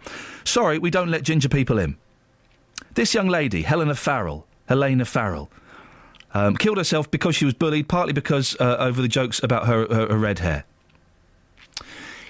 People do get upset by this. So do we need to protect those people? Or... do those people need to, in inverted commas, lighten up a bit? 08459 455 555 is the telephone number if you want to give me a call on that. You can also text 81333. Start your text 3CR. I do ask, if you're going to come on and have a pop, more than welcome. I like people coming on and have a pop. Don't say good evening and hang up, because I'm looking after you here. You end up like Sam, looking silly. Really. Well, squeeze Sam into the podcast, if that's all right. I know the podcast is pretty filter bursting. Let's see if we can squeeze that in. Here's the story from Mick Huck. Oh, it was 2 years ago, was it really? He may have found fame with Simply Red, but you mustn't mention the colour of Mick Hucknall's hair. The ginger singer claims making fun of his roots is akin to racism. He tweeted, "Let's play a game. Whenever you read ginger, try replacing it with black or Asian and see how it reads. Bigots are mostly best ignored, though a little outing once in a while spices up one's tea." 08459 455 555. Is it time that we started taking insults directed towards ginger people a little bit more seriously? Or is it, you ready, radio fans, political correctness gone mad? There's a phrase that you cannot say without your tongue firmly in your cheek. On the subject of the Luton and Dunstable busway is a text from Pat. "We live in a country whereby people can take their driving test using interpreters. So how can they read road signs? We have a vast amount of drivers who are not legal to drive on our roads, and, of course, the majority, I would say, who ignore road signs, including speed limits. Couple that with the lack of interest from the police on bad driving and parking habits, why is anyone surprised when vehicles going onto the busway?" 08459 455 555. It's coming up to 7:45. This is BBC Three Counties Radio. Let's get the travel news now. Here's Alice. Travel news for beds, cards and bugs. BBC Three Counties Radio. The M25 is heavy anti-clockwise between 25 for Enfield and 24 for Potters Bar. Also queuing between 17 for Maple Cross and 16 for the M40. Taking a look on the sensors, High Wycombe is looking slow on the A40 eastbound. And also in Watford, Exchange Road, that's the A411, is busy around Upton Road. In Borehamwood, the A1 Barnet Bypass looking slow southbound between Stirling Corner and Mill Hill Circus. Public transport has no reported problems. This is Alice Glossop, BBC Three Counties Radio. Thank you, Alice. It's telling me to turn right. It's 7:45. It's Friday, the 29th of November. I'm Iain Lee. These are your headlines on BBC Three Counties Radio. Bus drivers say that someone is going to get hurt if people continue to drive onto the Luton to Dunstable busway by mistake. Roadworks at Hemel Hempstead Old Town are due to be cleared away by the end of the day. In football, Tottenham won 2-0 against Tromsø in the Europa League. 08459 455 555. Coming up, we'll have more on the Wayne Collins-Taylor story, but before that, let's get the weather with Elizabeth Rizzini. Beds, Herts and Bucks weather. BBC Three Counties Radio. Hello, very good morning to you. It's rather cloudy, but a reasonably mild start to the day. A bit grey through the morning, but a brightening up process as we head into the afternoon from the north, along with a fairly brisk, blustery northwesterly wind as well, just taking the edge of the temperatures. So a little bit of a wind chill by the afternoon. Some much clearer air, though, and some spells of sunshine. Top temperatures today up to 8 or 9 degrees, 48 in Fahrenheit. Now, as we head through into this evening and overnight, still very windy. We'll see perhaps one or two isolated showers, particularly across parts of Hertfordshire. Otherwise, there's some clear spells around. Temperatures down to 4 or 5 degrees. Still quite windy into tomorrow, but the winds will gradually ease down. Perhaps the chance of one or two isolated showers again, but most places staying dry, with a bit of brightness developing across parts of Buckinghamshire, perhaps even some spells of sunshine. Top temperatures tomorrow, 8 or 9 degrees in general. Staying dry, but also rather cloudy over the weekend. That's the forecast, Iain. BBC Three Counties Radio's Big Tour. Coming to towns and villages across Beds, Herts and Bucks as we bring you the Three Counties like never before. It's a huge trip celebrating all that's amazing about where we live. It's retained its market town character. All this week in Leighton Buzzard. I've lived it all my life. I'm a proper Laytonian. If you've got a story everyone should know about, let us tell everybody about it.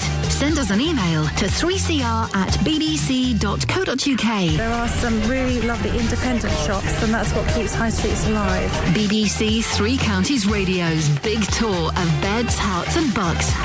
All this week in Leighton Buzzard. Come down, give us a try, see how we are. We're all friendly. Local and vocal. BBC Three Counties Radio.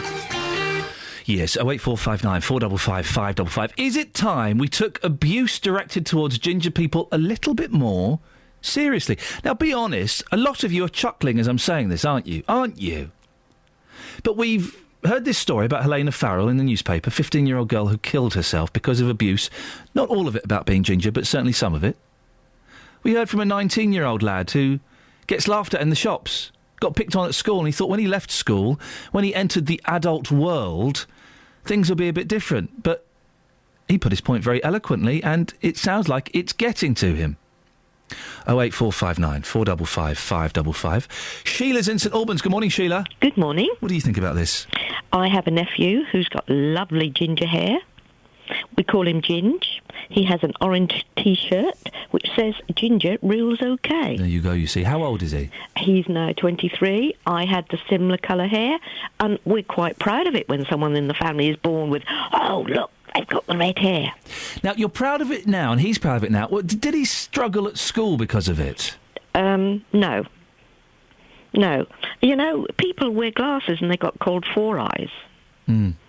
I always think that sometimes a nickname is a sign of them liking you.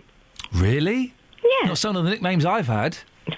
Well, perhaps you asked for them. Yeah, possibly. It's quite possibly. But you know what I'm trying to say. Sometimes, if your kids get a nickname, it's something that is, I'm going to say, slightly derogatory, but someone's thought to call them that. I used to get called Lanky at school. Crazy Legs, Crane, and Lanky. I used to hate that. I used to hate it. Stop calling me Lanky. Of course, as soon as you show that you don't like that nickname, they go for it even more. Do you think that this dad's call to make Ginger taunt a hate crime, is that a step too far? I think it is, because if you said it like that was a hate crime, then what about the children who called four eyes? What about the people like me who are a bit short, who call short arse? Or, people say to me, what's it like up there? I got told once when I I usually wear high heels, or used to, and when I took them off, they said, oh, where have you gone? And I just laugh. Sheila, you can stand up now. I am standing up. All of that kind of stuff. I am standing up. Yes, I am standing up. Sheila, I appreciate your call. Thank you very much indeed. 08459 455 555 is the telephone number. Now, a story that we've looked at a lot here on BBC Three Counties Radio. In a week's time, Wayne Collins-Taylor from Luton will know whether his High Court appeal has been successful. Wayne was jailed for 18 years under the controversial law of joint enterprise for his part in the Birmingham riots. Mr. Collins never held or fired a gun or took any active part in the rioting, but he was with people who did. Well, Nigel Leskin is the lawyer representing Wayne Collins-Taylor in the High Court. Good morning, Nigel. Just for those who are unfamiliar with it, just give us a bit of the story. Where was Wayne and what happened? Good morning. Wayne was in Birmingham. He'd gone there to visit some friends, and he found himself with one of his friends in an area where there were a group of other people whom his friend knew some of.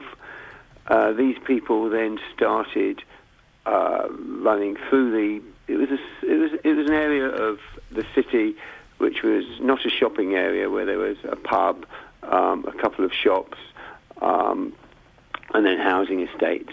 And they started running through the area, smashed the pub, set fire to the pub, and police turned up, and some of these people unfortunately had guns and started firing in the direction of the police.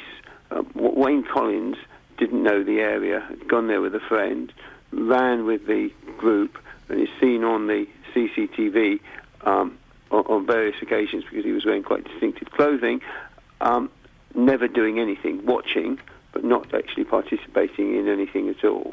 The incident lasted for about 4 or 5 minutes, and thereafter he remained with the group as they ran off through the various estates for about half an hour when they were being tracked by helicopter. And that's the thing, isn't it, Nigel, that will confuse some people, and it's confusing some of my listeners. He did run away with some very naughty people who had fired guns. Why didn't he run in the opposite direction and disassociate himself from those people? Well, he explained to the jury that at that time he knew no one else in Birmingham. He didn't know exactly, or he didn't know at all where he was in Birmingham. He'd come up by car. His car wasn't parked there. His car was parked some distance away where he left it when his friend had taken him to park his car, and then they'd been in his friend's car for a considerable period of time, and therefore he felt he didn't know where to go. He was completely lost, and he ran with the group, which he realises now was incredibly stupid, and because it could be misconstrued, but it was no more than that. On what grounds are you appealing? Well, he's been convicted on this basis of joint enterprise, which suggests that his intention was the same as the others. He's convicted of possession of a firearm with intent to endanger life, and he received an 18-year sentence for that. So was he holding a firearm? With the judge, well, no. Not only was he not holding a firearm, he was not actually... when the firearms were being shot at the police, there was a group of 3 or 4 people with firearms and 2 or 3 other people, 3 or 4 other people in a line with them all facing towards the police who are maybe a couple of hundred yards away. Wayne was running off behind them at that stage, away from them, as the CCTV shows. He's never seen speaking to anyone with a firearm. He's never seen right next to a person with a firearm at any time in the CCTV. He doesn't, in fact, he's never seen speaking to anyone at any time. He just sort of often stands there looking with his hands in his pockets. There was no suggestion that he had a firearm. The judge said he did not play he had no active role to play in the incident. So we're appealing both against the length of the sentence, but also against the conviction itself for the firearm. We understand that he can be convicted of being involved in a violent disorder which took place in the city at that time because he was part of it. But to say that he had the intent to endanger life or that he possessed the firearm because he was with people who had it, it needs to show that he actually knew that they had it, that he encouraged them to use it in some way by his participation. What are you hoping to get out of this appeal, Nigel? Well, we're hoping that the conviction will be quashed for the 18 years. He will still serve 6 years for the, for example, for the violent disorder or the riot, or the being involved in riot or violent disorder, arson, which he was convicted for as well, on the same basis that he was with these other people who must have been encouraging them. So we hope that at least the riot will go, and if not the riot, then if the conviction isn't quashed, then at least the sentence is reduced. He will, if he has to serve 6 years in prison, it's a long time, but he will serve that. But 18 years is an incredibly long time. And can that be decided by the judge on the day, or is next week just a kind of preliminary thing? Next week there'll be three Court of Appeal judges who will be deciding it in the High Court in London. It's a full hearing. Whether they actually give a decision on the day or not is another matter, but the prosecution will be bringing evidence, explaining what they say happened. The court will be showing the CCTVs, which show clearly where Wayne was and what he was doing at various times, and we will be putting forward our submissions. But the best you could hope for is a reduction to 6 years? That's what we would hope for, a reduction to 6 years, yeah. And how hopeful are you, Nigel? Are you confident you can get this through? Well, we think that it is entirely wrong for a person to be convicted on the basis that Wayne was convicted. It's not up for me to decide what the law is or to decide how to say what the judges should do. But we feel that it is wrong that a person can be convicted for being present in this way and receive such a long sentence of imprisonment. And when there is no evidence that they had any intent, when there's no evidence that there's no suggestion they ever had a firearm, it just seems to be a madness. Nigel, thank you very much. No doubt we'll be speaking to you at some point in the next couple of weeks to find out what happened. That's Nigel Leskin. He's the lawyer representing Wayne Collins Taylor in the High Court. Oh, now what's happened here? Why are my buttons stopped working? Oh, yeah, that's why. Text 81333. Start your message with 3CR. Text will be charged at the standard network rate. BBC Three Counties Radio. Got some texts here. Richard, read the guided busway disaster. I understand that from the 1st of January 2014, Luton Council and Central Beds are introducing a law where it will become compulsory for cars to have someone waving a red flag walking in front of them, so going on to over the busway should be impossible. Hanslope says this. Maff in Hanslope, says the sat-nav is becoming the modern equivalent of the Bible or the Quran. Full of very good intentions, but one or two overzealous disciples use it as a defence for breaking the law or just being stupid. Oh, I quite like that, Matt. I wonder where you're going with that. That's very wise. 08459 455 555. This is Iain Lee on BBC Three Counties Radio. There's a new podcast coming out today. I'll tell you about that after 8. But before that, let's get the travel with Alice. Travel news for beds, cards and bugs. BBC Three Counties Radio. N25 anti-clockwise, still looking heavy through the roadworks between 25 for Enfield and 24 for Potters Bar. Things are queuing as well between 17 for Maple Cross and 16 for the M40. Looking on the sensors, Hitchin looking very slow on Parkway and the A505. They're both struggling in both directions. And in Waddesdon, the A41 northbound as you go away from Aylesbury has quite a patch of slow-moving traffic there. Public transport has no reported problems though. This is Alice Glossop, BBC Three Counties Radio. Alice, thank you very much indeed. Is it time that we viewed abuse directed towards ginger people a little bit more seriously? One dad is calling for it to be classed as a hate crime. Does it sound a bit ridiculous? And then you realise that his daughter killed herself because of the abuse she received, partly about the colour of her hair. 08459 455 555. Local and vocal across beds, hearts and bucks. This is BBC Three Counties Radio.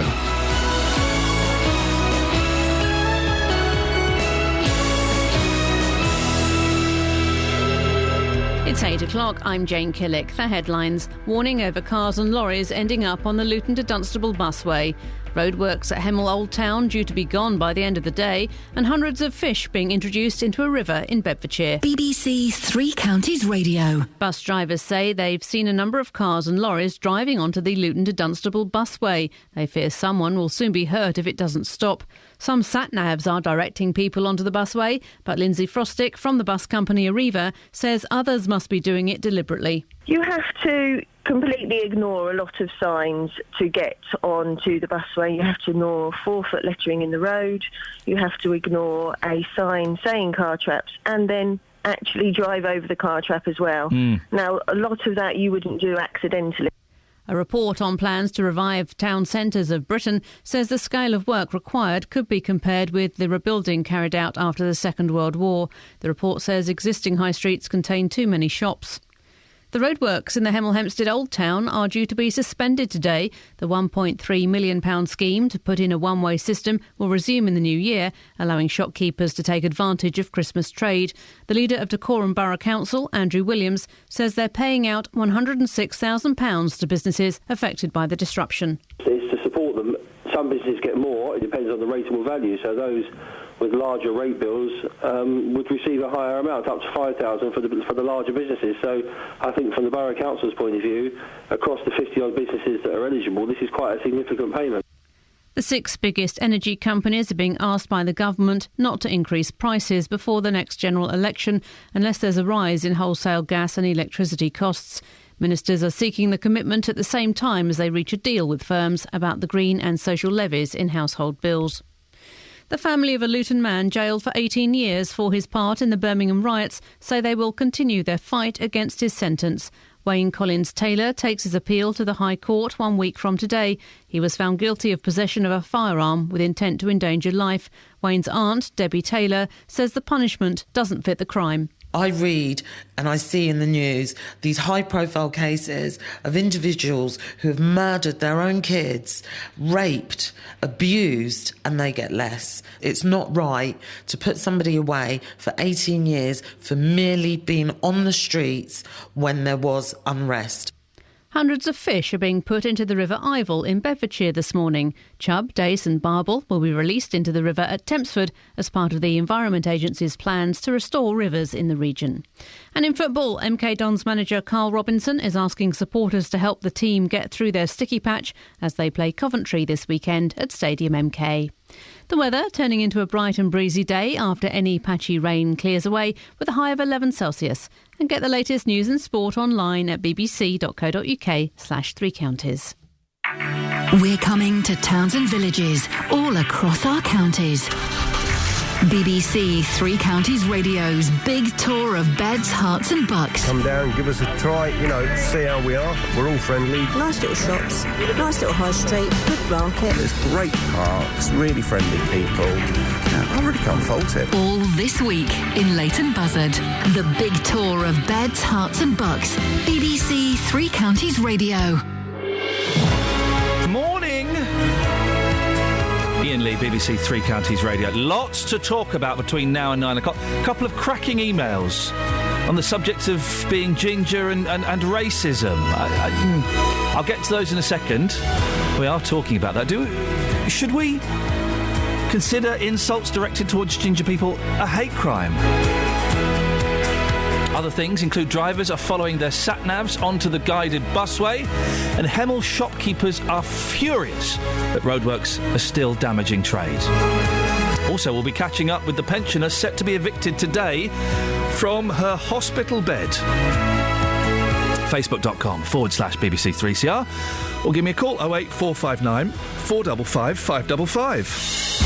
Across beds, hearts and bucks. This is BBC Three Counties Radio. Right, I've got two emails about being ginger and attitudes toward people who are slightly different. I'll do who is this? Gary and the guide dog, Zach. I'll do yours a bit later because it's quite long and I want to squeeze both these in. Barry and Hemel. Now, we had a caller earlier on talking about the N and the P word, OK? Now, we all know what those words are. He pretended he didn't, but we all know. Barry says, Iain, I'm sorry, you are far too touchy about words and were very hard on the caller who tried to explain this.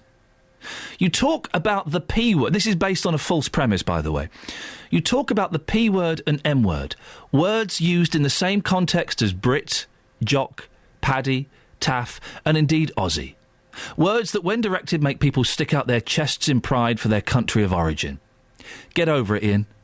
People will always use these terms of endearment, and the more the PC people rattle on about it, the more people should be encouraged to do it. False premise. Should I point out what the false premise is?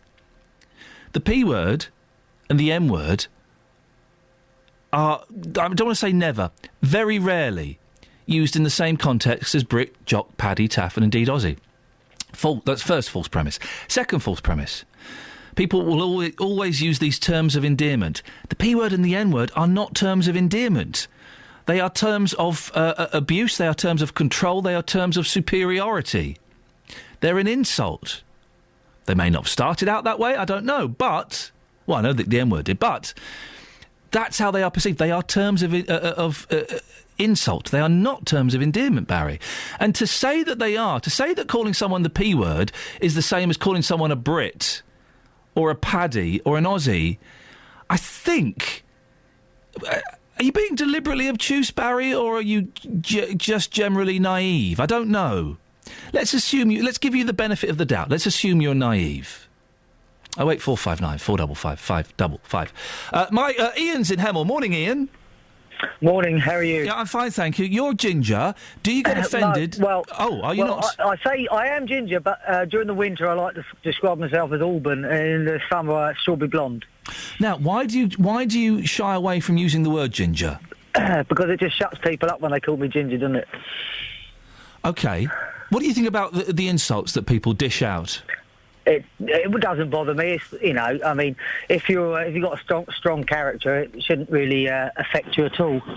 But if it's relentless, and if you don't have a particularly strong character, and if it upsets you... it is bad, yeah, it is bad. But I mean, to make it, to class it as like equivalent of racist is a bit strong. It's like you wouldn't be able to call anybody anything like fat, tall, skinny, whatever. So I think it's maybe going over the top a little bit. This young lady here, Helena Farrell, 15. It is sad. She Very, killed very sad, herself yeah. partly because of the abuse she was getting about her hair. Yeah, but people will pick on anything. You know, if she wasn't ginger, they'd have found something else to pick on about, wouldn't they? That's the unfortunate thing about it. Ian, thanks very much indeed. 08459 455 555. More of your calls on that shortly. Now, bus drivers say something needs to be done to prevent motorists driving along the Luton to Dunstable guided busway before somebody gets hurt. They say that lorries and cars can access it by mistake, sometimes because their sat-navs direct them onto it. We can talk now to Labour councillor Dave Taylor, who's in charge of environment at Luton Borough Council. Morning, Dave. Good morning, Ian. We're getting so many calls over the past, couple of weeks about people driving up the busway, seeing trucks or seeing cars up the busway. Are you concerned about the number of incidents? I am concerned. I mean, there have been some incursions, and it's disappointing that people choose to ignore the signage. I'm not sure how a sat-nav will guide them up the busway. It's difficult to conceive how that can happen because you have to be paying attention. I mean, the sat-nav is supposed to be a guide, and I'm just wondering if they're the same sat-navs that drive people over cliffs and into rivers. Well, this is the thing. Sat-navs, I think, are a wonderful invention, but come on, use a little bit of common sense as well. But also, I'm surprised that sat-navs are directing people onto there, because it was just an abandoned stretch of railway before, wasn't it? Yeah, it wouldn't be on any sat-nav map anyway. I mean, that's what I don't understand. You know, I've been a sat-nav user for a number of years now, and you use it as a guide. If something doesn't look right, then it isn't right. But it is definitely telling people to go on there. We've had lots of emails about that. And this was our reporter, Tony Fisher, earlier in the week. It's telling me to turn right. And that right turn would have guided him onto the busway. There's got to be some issue somewhere, hasn't there? Dave? Oh, sorry. No, I was listening. No, that's literally all we had. It's telling me to turn right. So there's got to be an issue somewhere, hasn't there? Yeah, I mean, if it told him to turn right over a cliff, I mean, would he turn right? Well, Tony Fisher, you just don't know these days. What can be done, do you think, about the various access points to the busway? Do we need clearer signage? Well, the signage is perfectly clear. I mean, it's on the road, and the sign is saying buses only, and it's on the car traps, and they're illuminated at night. I think there's a danger if you put too much signage, you can get signage overload, and it leads to clutter. But you've just got to be driving with due care and attention. Be conscious, look where you're going. And if it doesn't look right, then what's this? Then, I shouldn't be going up there. And you'll hit the car traps. Whether we need to make the car traps a bit wider and deeper, that's something we'll consider. But certainly, use your sat-nav. They're useful tools, but only as a guide, because sat-nav is not steering the vehicle, the driver is. We spoke as well a while ago about acts of vandalism on the busway. Has that kind of died down now? Have people got bored of doing that? Not seen much of it lately. Good. Although we do, obviously there's CCTV along the route, so we can watch that. But you are going to get acts of vandalism, but it's not an epidemic at the moment. Dave, appreciate your time this morning. Always good to talk to you. Labour councillor Dave Taylor, in charge of environment at Luton Borough Council. It's telling me to turn right. It certainly was. Hang on a second. If you listen to that carefully, hang on. What's it telling you to do, Tony? It's telling me to turn right. Turn left. At the end, she says turn left. Tony Fisher, one of the team's greatest reporters. I'm a big fan of his work. We're talking about ginger people. Make ginger taunts a hate crime, says father of girl found dead in the woods. Very sad story. Do we need to be a little bit more sensitive about the needs of ginger people? Emma's in Coventry. Morning, Emma. Hi, Ian. What's your story? I got two stories, but me and also about my friend. But when I was at school, my friend actually killed himself because of being ginger, and it was just all the taunts and everything else that was happening to him, and he just couldn't take it anymore, so he went and actually hanged himself. How old was he, Emma? 14. Oh, my goodness. And what kind of things were people saying to him? It was about his ginger hair and nicknames, call-ins, and sort of like me with his work because he wasn't very good academically, so they bullied him at that. Basically, they bullied him for everything. Yeah. But it was also being ginger. And he killed himself at 14? At 14 years old. His parents actually found him. How did that make you feel, Emma? A friend of yours being in so much pain that they feel that's the only option? I was angry. I was so angry. I couldn't get my head around it. But it's also happened to me, not because I was ginger, but I was actually bullied at school from the age of 5 to when I left school at 15. And I was... infants and juniors wasn't so bad, but secondary school, I was hit, spat, thrown downstairs, called names. I was hit with a hammer in CDT. It was awful. What happened when you were hit with a hammer? It was in CDT, Craft Design and Technology, and this boy came up behind me and absolutely belted me with a hammer on my shoulder. And did the teacher step in and do anything? Well, he got sent out. I think he got suspended. It was the only time when he got suspended, just for a week. But I've had it where I've been on, it's called the Aussie Buzz, which is a private buzz, and I had girls this time goating me for a whole week, and they jarred my neck, my hair, so my neck got jarred. They had rings on their fingers, big rings. They took them off, they got hold of my hands, and basically they got the rings and scraped my fingers, so they started bleeding. I went on the bus and they said, is it all right to be on the bus? The bus driver said yes. So I was being blowed while he was driving the bus until he looked at me and I was covered in blood. Emma, how old are you now? I'm 37 years old. So this happened a long time ago, but it sounds like it's 20-odd years later. It's still affecting you. I can go back from, it was yesterday. I suffer now, partly with bullying, with post-traumatic stress disorder. I can't stand bullying, and although that I'm getting a bit upset now, it's like... This was over 22 years ago when this happened to me, and bullying of any sort, if you're ginger, fat, four eyes, or you've got posh family, anything, it can be or anything, and bullying has to be stopped because it can affect your adulthood, and I've only just in this past 3 months started to actually turn my life round, and I've had suicide thoughts. I've even tried to take my life 3 times. It was only 3 months ago that I tried to take my life. Emma, have you got people there with you that you can talk to about this? Yeah, I mean, I have an amazing church family. I don't have any friends really outside church.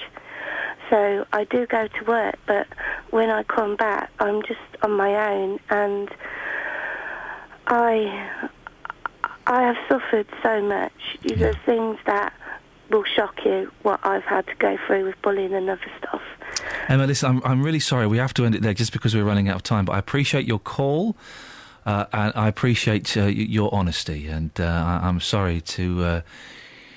hear all of that. 08459 455 555 is the telephone number. Well, there you go. What a terrible, terrible story. 8:16. Travel news for beds, cards and bugs. BBC Three Counties Radio.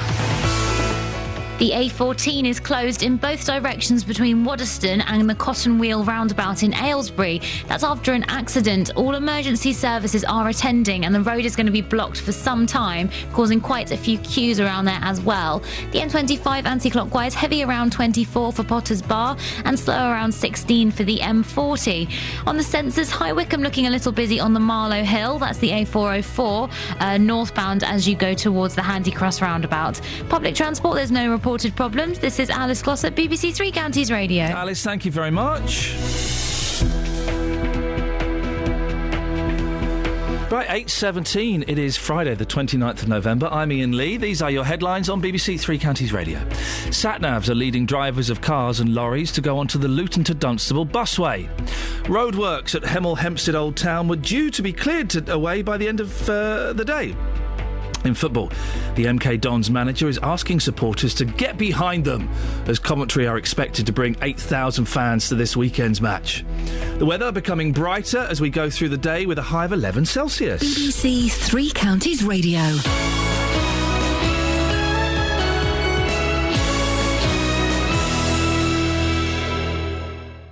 Roberto Perroni. We are really good at work for 1 hour. Tell you what, if my turkey's not a big fat one for Christmas, I'm going to be very disappointed. If you've got small children or you're a small person, i.e. dwarf, dressed as a rabbit going to a fancy dress party, you are perfectly safe. Roberto Perroni. Birdwatchers in Buckinghamshire have heard that a pair of falcons will breed there over winter. And we can all say, gentlemen, God bless Leighton Buzzard and that wonder bra. What an amazing invention. Weekdays from 3. Good afternoon. This is BBC Three Counties Radio. I'm Roberto Perroni.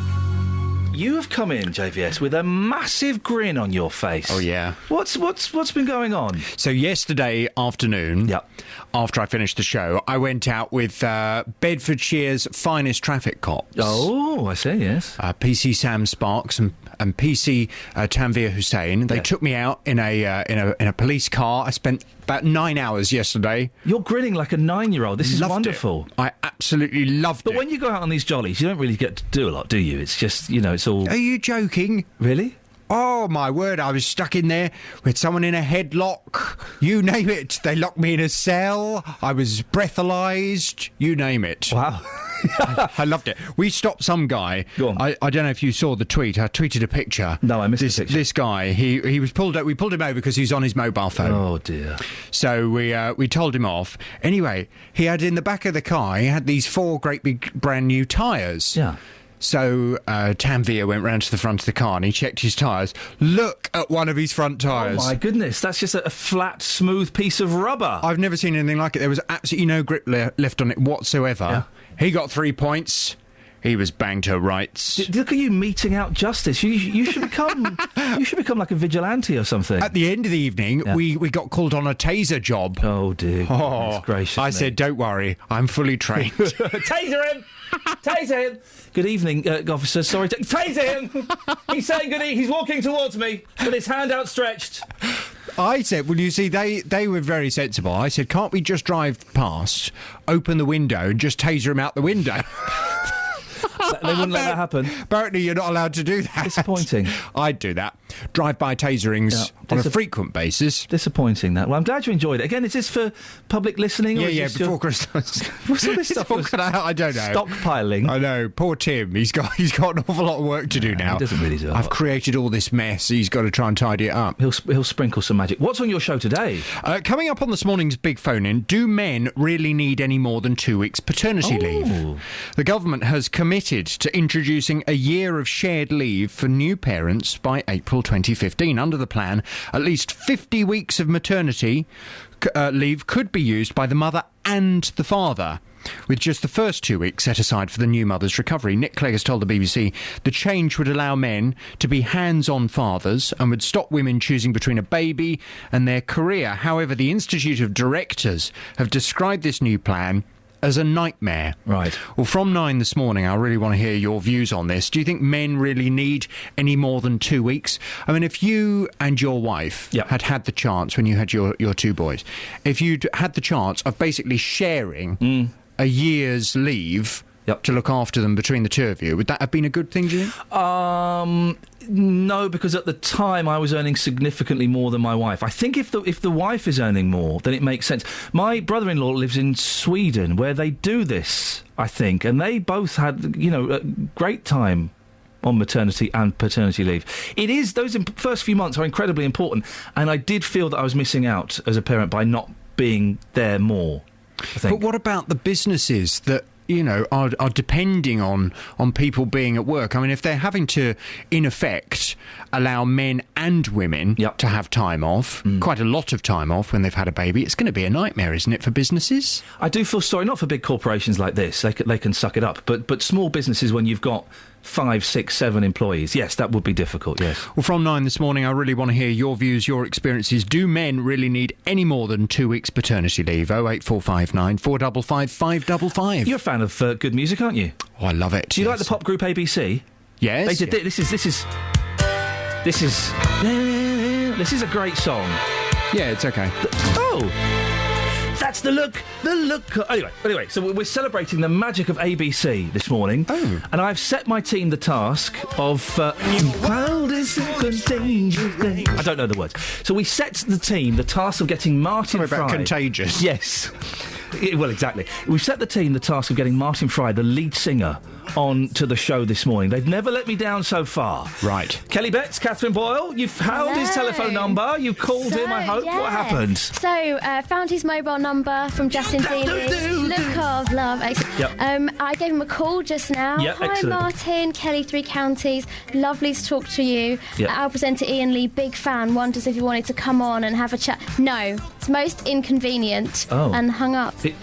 Sorry, what? He hung He up? hung up. Oh, we'll hang up on him. It's most inconvenient and he hung up. He needs more notice. Now, let's not do him a disservice. Maybe he's got a funeral or something today. We just don't know, do we? But still...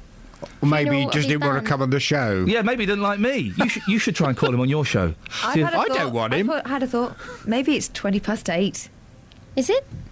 Well, that's perfect. That's not normal for most. Oh, come on. That's a very decent time. You should be up, showered, shaved. Yes. And Not if you're an writing aging- another hit. Not if you're an ageing pop star, do what you want. I could ring him back again and say, how about March? I suggest we don't call Martin Fry, and I suggest we don't play his records anymore. And let us never speak of this again. Thanks very much indeed. Jonathan, thank you very much. No, it's entirely my pleasure. You say it like you mean it. It's telling me to turn right. Oh, no, I got it's the wrong button. Oh, flipping heck. Here we go. Across beds, hearts and bucks. This is Iain Lee. BBC 3 Counties Radio. Oh, dear. Now, here's a story. We'll still get Justin's story a little bit later on, but here's a story we were talking about yesterday. Joan Parker, been served an eviction notice by Milton Keynes Hospital. Been in the hospital for several months. And they were booting her out. Well, today is eviction day for the 82-year-old, so where has she ended up? Her daughter-in-law, Pam, is on the line now. Morning, Pam. Good morning to you. So what's happening today? Right, first of all, if you would allow me to, Joan has just made a little statement to the viewers she would like me to read out. Please Very do. short. Yes. I would like to say thank you for everybody's support. I want you all to understand I am not ungrateful for any accommodation offered. Since the brain operation, night times is very scary for me. I have the nightmares where I am in a pool of blood that gets bigger and bigger until I am sick. I had a lady test me and do a report. But since my accident, I have received no help or treatment for this. That's why I am frightened of being put in a bedsit. The Milton Keynes housing promised to work with me, but after 4 days of asking my son what was happening, they returned a call. I clearly heard this call, and they said I would have to move to Woburn Sands in a bedsit. I have already said I can't. I am scared, but feel the council will not be helping me. They are making me look bad. I just want 1 bedroom to live in, and I will go away and live happy and try and help others. Thank you, Joan. No, so thank you for reading that, Pam. She has been offered a bedsit in Woburn. Why can't she take that? For that reason, that she has this nightmare. Yeah. The nightmare is the same as when she was found on the floor, but she's lying in a pool of blood. Yeah. It gets bigger and bigger until she's physically sick. When she wakes up, she immediately goes out of the bedroom. Right. She shuts the door, or she used to go out to the nurses' station, and actually we've been told, can you tell her she's not to come out, not to be wandering around of the night. So I tried to convince her why, tell me, what really, really is giving you anxiety of this one room. And she says, if I can't even just get out of my bed and go into another room where I can just forget everything, have a cup of tea, read a book, listen to the radio, do whatever I want to do, but then the nightmare goes away. She's panicking to think she's going to have to sit in the same room, in the bedroom, which is what they've offered her. Her bed would be in that room. Pam, it would be just a bedroom. What happens today? What time is she getting booted out? OK, what's happened is yesterday we worked very closely after your programme with Age UK. A gentleman called John Simon Knight, a very, very nice man, spent the whole day with us, supporting us and ringing round everywhere and trying to help. He rung Milton Keynes Hospital and asked for, what would you call it, a stay of execution for a week, so that she could stay there while we continued working with them and they continued trying to do something. He's looked through all the case history and everything and agrees, of why we should try and help this lady. Milton Keynes Hospital said they could not give her another week and that they would give us till Wednesday if we put it in writing. Okay. The gentleman that he spoke to was very helpful. So you've got until Wednesday, and you're hoping this gentleman from Age UK might be able to help? Might be able to help. Now, we've made a provision, should that not happen. The house here, which was where she came back to, and she collapsed and had to go back in hospital, which has several stairs, so she would only be able to, be in there overnight, and we would have to take turns to take her to work or do something. So which house? Is that not the house that she sold? No, Oh, that's okay. completely, gone. Okay. It's gutted. So, no, this would be with us here. Right. Now, what I see. the housing will not work with us. They put a statement out saying that she will be offered several, in fact, I've got it in front of me, a selection, they said, to the newspaper, a selection of houses to look at. When we got them on the phone, they said they would not be offering her anything other than that bed sit. Okay. When we told her about Joan and this fear, because Joan was sitting there, we said, do you not have any moral obligation or anything like that, or take into account what Joan is telling you? She said, no, we have covered our legal requirements. Pam, listen, I appreciate you coming on. Maybe we can speak to you next Wednesday or Thursday to find out what's going on. Lots of love to Joan, and hopefully, for her sake, this can all get sorted out, because it must be very stressful. Thank you very much indeed, Pam Parker, Joan's daughter-in-law. 8:30, let's get the travel. Travel news for beds, cards and bugs. BBC Three Counties Radio.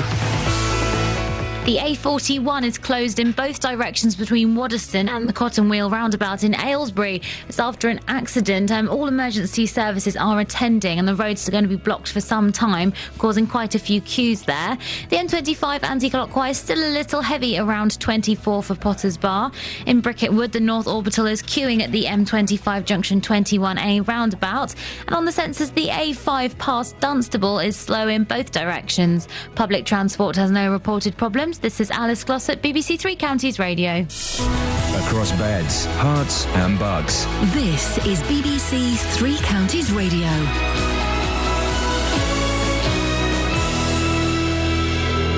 It's 8:30, I'm Jane Killick. Bus drivers say something needs to be done to prevent people driving down the Luton to Dunstable busway before someone gets hurt. They say lorries and cars are ending up on it by mistake. The roadworks in the Hemel Hempstead Old Town are due to be suspended today. It's to allow shopkeepers to take advantage of Christmas trade. The family of a Luton man jailed for 18 years for his part in the Birmingham riots says they will continue their fight against his sentence. Wayne Collins-Taylor takes his appeal to the High Court 1 week from today. The weather, cloudy this morning but turning brighter this afternoon with maybe some sunshine, a high of 11 Celsius. On to sport and in football, MK Dons manager Carl Robinson is asking supporters to help the team get through their sticky patch. The Dons come up against Coventry this weekend at Stadium MK, with the visitors expected to bring nearly 8,000 fans. Robinson wants his own supporters to help his side. This is difficult at the moment for us all. We don't want to be where we are. We may lose, we may draw, we may win Saturday. that's in the hands of what we do at 3 o'clock. Listen, the preparation will be as good as it always is, but we need you just for this period of time. Get us over the line, get us through games. In late loan deals yesterday, MK Dons loaned striker Isel McLeod to Northampton and defender John Ostenenborg to Tranmere. Earlier, the Dons signed Barnsley winger Dale Jennings. Luton Town are being loaned defensive trio Alfie Mawson, Joe Davis and Pelly Ruddock from Brentford, Port Vale and West Ham, respectively. Meanwhile, the Hatters loaned JJ O'Donnell to Hyde and Jim Stevenson to Dartford. Stevenage manager Graham Westley says he's fed up with the image which is portrayed of his club ahead of the visit to Shrewsbury. The Borough have been hit by suspensions this season, and Westley says officials are being swayed by the image they have of Stevenage. Managers are out there talking about big, physical, strong. The reality is that we're smaller, mobile, agile, quick players, absolutely nothing like the image that gets portrayed. And yet, game after game after game, we're seeing these sort of inconsistencies going on in the refereeing. BBC Three Counties News and Sport. I'll be back with a full bulletin at 9. Across beds, hearts and bucks. This is BBC Three Counties Radio. It's telling me to turn right. 08459 455 555 is the telephone number if you want to give us a call. Lots to talk about in the last 30 minutes of the show, including... Well, McGinger taunts a hate crime, says the father of a girl found dead in the woods. Very sad story. It's in the Mail and some of the other papers. Helena Farrell, believed to have killed herself because of abuse she was getting. A lot of it about her being ginger. 08459 455 555. Do we need to crack down a little harder on people who have who abuse people with ginger hair? Or is it just a little bit of harmless fun? It wasn't harmless fun in this instance, was it? 08459 455 555. Got some texts about the busway. The King of Bedfordshire has texted in. King of Bedfordshire here. Use your eyes more when driving, then you won't go onto the busway. Wakar says, Ian, I'm surprised this wasn't thought of during the design. They should have put in those automatic bollards that lower and raise when a bus is in front of it. And Jodie in Luton says, could someone please depose the King of Bedfordshire? Oh, there's dissent in the ranks. I'm getting fed up of having to curtsy and refer to him as Your Majesty from his long-suffering wife-to-be. Jodie, you're going to be the flipping Queen, love. Suck it up. Make the most of it. Dearie me. 08459 455 555. Now, last month, we told you how shopkeepers in Hemel were hopping mad about roadworks that were overrunning and killing trade. The Town Council and Hertfordshire County both agreed it was terrible. But when we asked which one had the power to put a rocket under the construction company responsible, whose workers were frequently spotted dozing and walking their dogs, they both pointed the finger at each other.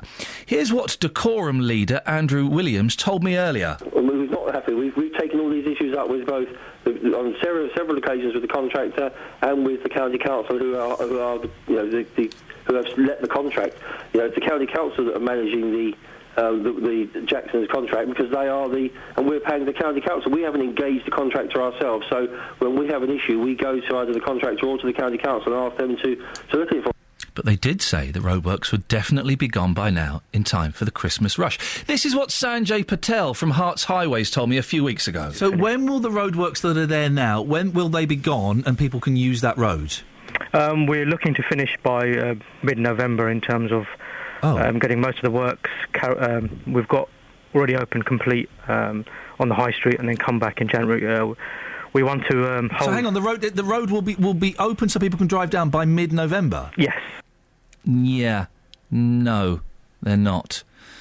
Conservative councillor Terry Douris is Hertfordshire County Council's cabinet member for highways. Terry, what's going on? Good morning, Ian, and pleased to be referred to previously as a good friend of the show. Oh, so, you are a good friend of the show, Terry. It's always good sport, and we appreciate it. Why are the roadworks still there? Well, the roadworks are still there because the actual job is much more complicated and complex than we probably at first thought in terms of what we found under the roads. But, I mean, looking forward, what I can say is that all the red and yellow or red and white bollards, if you like, that are on the left on the right-hand side of the road are going to be removed by close of play today.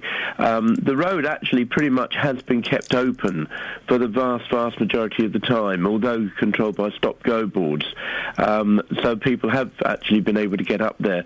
And Hertfordshire has worked very closely with the businesses in the old town. It's also worked very closely with Nishkana at Dacorum Borough Council to make sure that we do maintain as much as possible the access to the shops and the premises, the business premises. So, Terry, end of play today, will everything be gone? Will that road be back to normal? No, it won't be back to... Well, what do you mean by normal? Because what we're looking at is changing the whole road, and that's been the whole emphasis of the works that we've been doing. Because the road was originally two-way, as you know. It's now going to be a one-way street, narrow. Will the roadworks be there at the end of play today? The roadworks will actually be cleared, and they will be then suspended until early January, when the remaining roadworks will be completed. Sorry, I'm full of cold this morning, so apologies. Don't you worry about that. Now, whose fault is this? The contractors? You had to install CCTV, didn't you, to monitor their, in inverted commas, work? We did install CCTV to see how things were progressing along, and I wouldn't say that specifically to monitor their work, but actually to just be aware of what was going on, and also looking at making sure that there was the minimum disruption for traffic going along that road. Who's responsible? I think actually...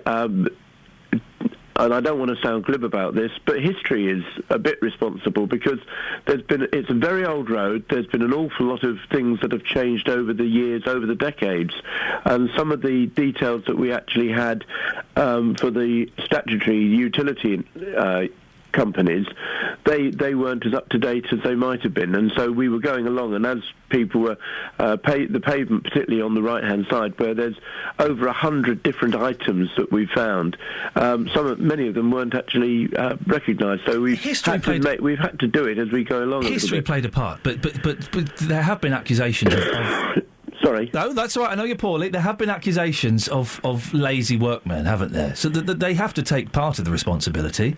I think, to be perfectly honest, I think there's a number of elements that have to take responsibility. I think that, if you like, perhaps given the benefit of hindsight, and that's always easy to say, we would have done things differently. I think there's actually one very good thing that has come out of this, and the Dacorum Borough Council, who we have worked very closely with, have formed, in conjunction with ourselves, a business forum for the businesses, and that's actually going to continue and carry forward in the future, and that will actually help develop the businesses. Can I just make one... it's a shameless plug.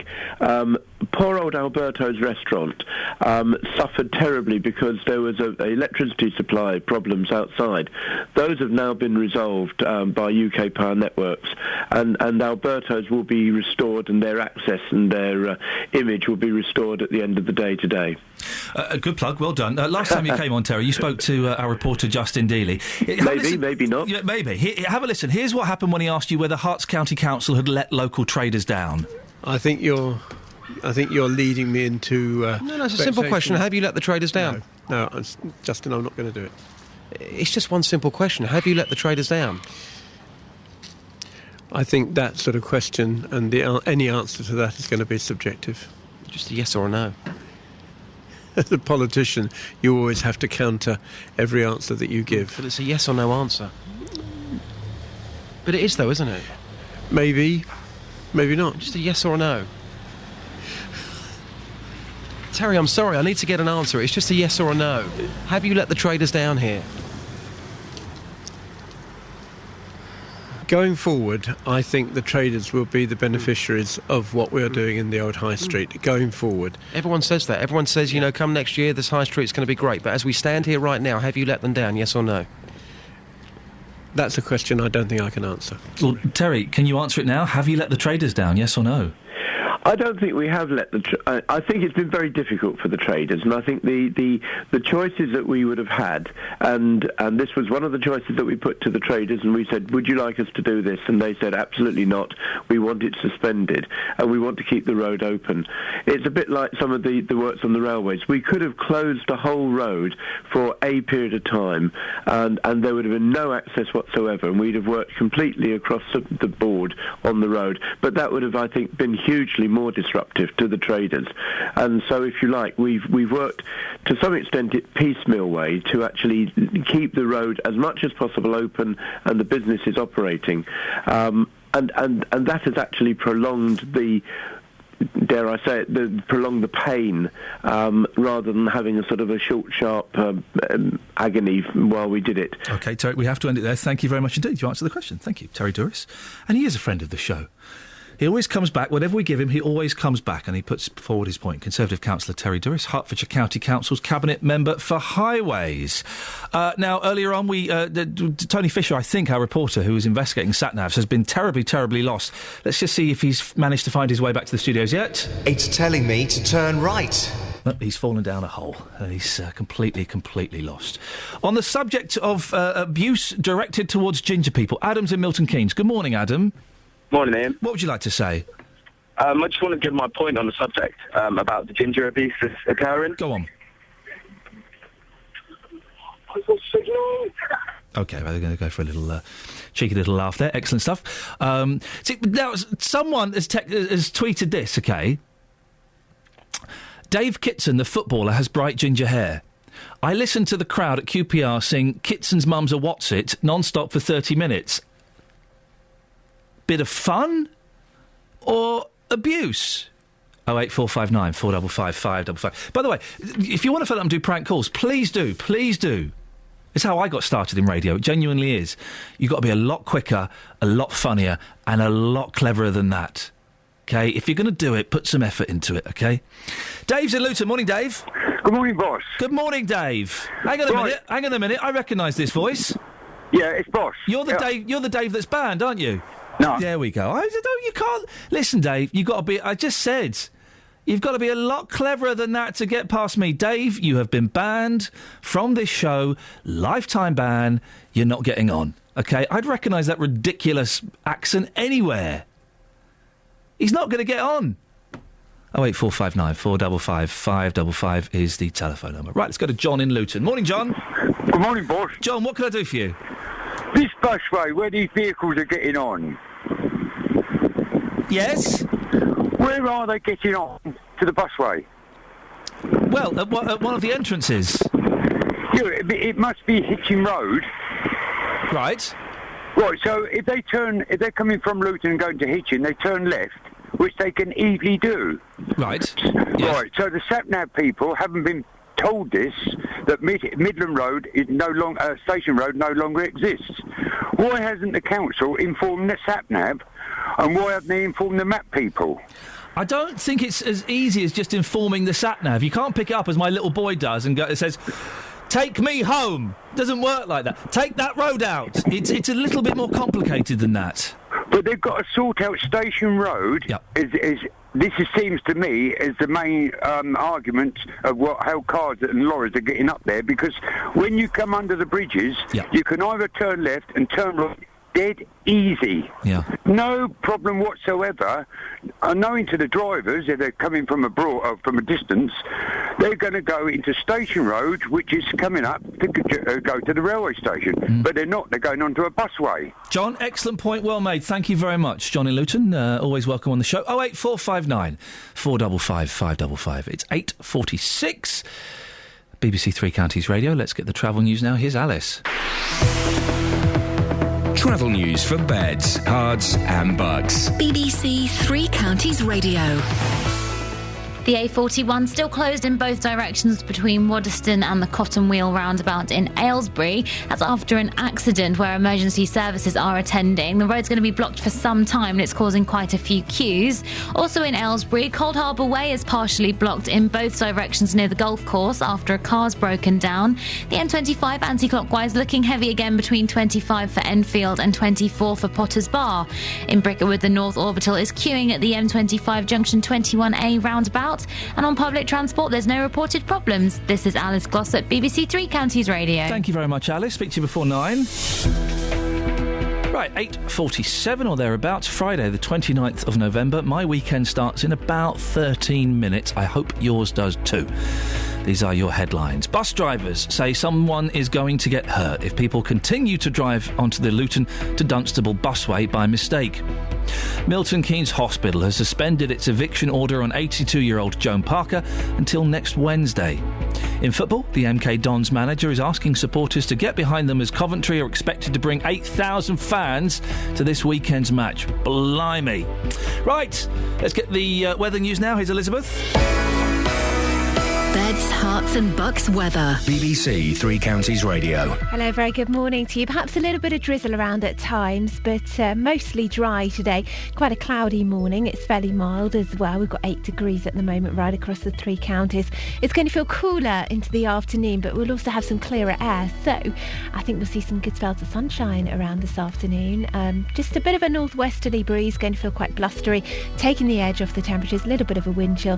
Highs this afternoon, 8 or 9 degrees. Again, 48 in Fahrenheit. Overnight tonight, a few isolated showers perhaps over parts of Hertfordshire. Temperatures dipping to 4 or 5 degrees. Still windy, and still windy into tomorrow, although the winds will start to die down. Best of tomorrow's brightness is going to be over western areas, so Buckinghamshire not doing too badly. Some sunny spells here. Otherwise, mostly dry and rather cloudy over the weekend. That's the forecast. Thank you. What is BBC Three Counties Radio? It's about where I live with my family. It's about my family and the issues that we face. It's a place dedicated to local news, entertainment and music. BBC Three Counties Radio is a friend. It's fun. This radio station is the glue that holds together Bedfordshire, Hertfordshire and Buckinghamshire. We just keep it together. This is BBC Three Counties Radio. Why didn't I make that trail? I gave my views on what BBC Three Counties Radio. Why wasn't I in there? I heard David Preva, I heard Helen Lee, I heard Roberto. Hang on a second. I gave my views on that, and I wasn't in there. You say my views weren't good enough? My line was better than a thing about glue. I had a glue line. I got rid of the glue line. I thought I can do better than the glue line. I wasn't in there, Catherine. Let's not get cross and start hitting out at people. No, I'm getting cross. I want to listen to that again, just in case. Let's have a listen to this. Right, so let's have a listen. Here we go.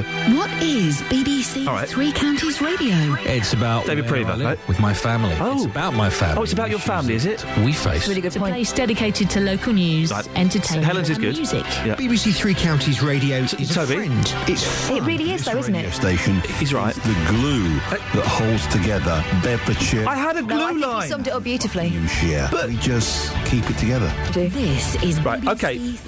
right. So we'll Not do... like Pritt stick, though, that peels off. It's No. more of a super glue. Right, okay, so this is what Stick your happened fingers when together. I was asked to take part in this, and this is what happened. Okay, so, right. What is BBC Three Counties Radio? It's like a radio station where we take phone calls and we talk about busways and stuff. Speaking of which, could you just take a phone call, please? Why? Avril. Oh, sorry. Avril. Hello, Avril. Hello, cool. That was a bit boring. I don't wonder they didn't have you on there. I beg your pardon. How rude. No, it wasn't. It was not. Right, Avril. I'm just saying. Hang on a minute. Hello? Look, Prince Harry has red hair. I bet nobody takes a pee out of him. Well, I bet his brother does. Well, yes, they do, because in a family, I've got a lot of redheads in my family, Yes. and nobody ever gets upset about it. I mean, there's Ginger, and that girl who probably killed herself, has got strawberry blonde hair. Yes. You say I'm not Ginger. I'm strawberry blonde. I've got a question for you, Avril. Yeah. What is BBC Three Counties Radio to you? It's sort of a comfort blanket for me all morning. Well, that's quite dull. That's not as good as mine. Ask me. Well, what does it mean to you? Well, it's a radio station where we play Robbie Williams and we talk about busways. Yes, I know. Well, that's obvious, isn't it? But It's better than a comfort blanket. You get a lot of, you're very ageist, which does annoy me a bit. Very ageist. I beg your pardon? What do you mean ageist? I think old people can be really, really lovely if they sit still. Yes, you see what I mean? Giving up driving when you're 75. You won't say that, young man, when you get to 75. Good grief. You know, but it's nearly all older people. Well, obviously, because otherwise you're working. All right, I tell you what we'll do is we'll do the jingle together. So when the lady asks the question, you come in with your answer. You ready? Yes. Here we go. Oh, no, hang on, that's the travel. No, ignore that. Oh, blimey, now we're going to get in trouble. Hang on a second. Right, we'll sort this out. I'll be with you in a second, Keisha. We've got a guest in the studio. We're going to play some music in a minute. Right, so have a listen, and then when she asks the question, you do it. What is BBC Three Counties Radio? It's about where I live. It's a comfort and a blanket, and it keeps you feeling nice and warm, connected to all the local people. It's a comfort and a blanket now. It was a comfort blanket a minute ago. No, it is indeed. You need that when you get getting old. Then I'll do my one. Yes. It's a place where we speak the truth and tell old people they shouldn't be driving anymore. Yeah. Well, excuse me. Yes, I won't say. I'm not allowed to say anything rude on the radio, am I? No, you're certainly not. So we'll say goodbye. Thank you very much indeed. How rude. Right, Friday we like to have a little bit of music. We've got Keisha Music. Hello, Keisha. Hello. You all right? Yeah, not too bad. You've got your ukulele there. I have. Which I'm a huge fan of the ukulele. I'm a big fan. How long have you been playing it for? Just over a year. Taught myself how to play last year. It's good fun to learn, isn't it? Because it's quite really straightforward. Yeah, exactly. My mate got me one a few years ago. I was like, oh, right, yeah, thanks. Then a horrible, wet, rainy day, I got it out, went on YouTube. Within 20 minutes, I'd learnt 2 Beatles songs. Yeah. So what are you going to play for us? I've got a cover prepared, which was Maroon 5, Sunday Morning. Lovely. And I've got one of my own songs, which is quite new, and I think I have performed it live, but nobody around. Shall we have your own song first? Do you want to hear that? Yeah, away you go. I'll just check I'm in tune quickly. Oh yeah, that would help. I don't know if I'm in tune, so we just got to carry on. That'll do. Away you go. No, I'm definitely not in tune. That will have to do.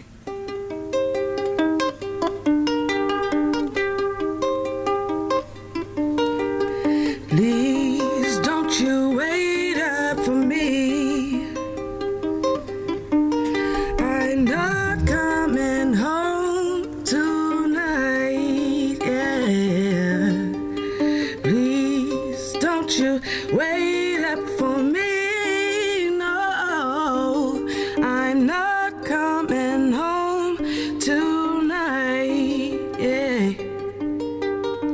Lying awake in my bed, thinking of how I hurt you, thinking about how you hurt me too.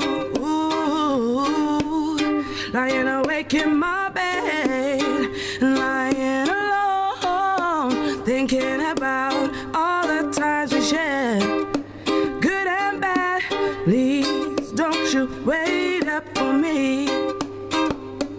I'm not coming home tonight. Please don't you wait up for me, no. Oh no, I'm not coming home, no. I'm not coming home, no. I'm not coming home tonight.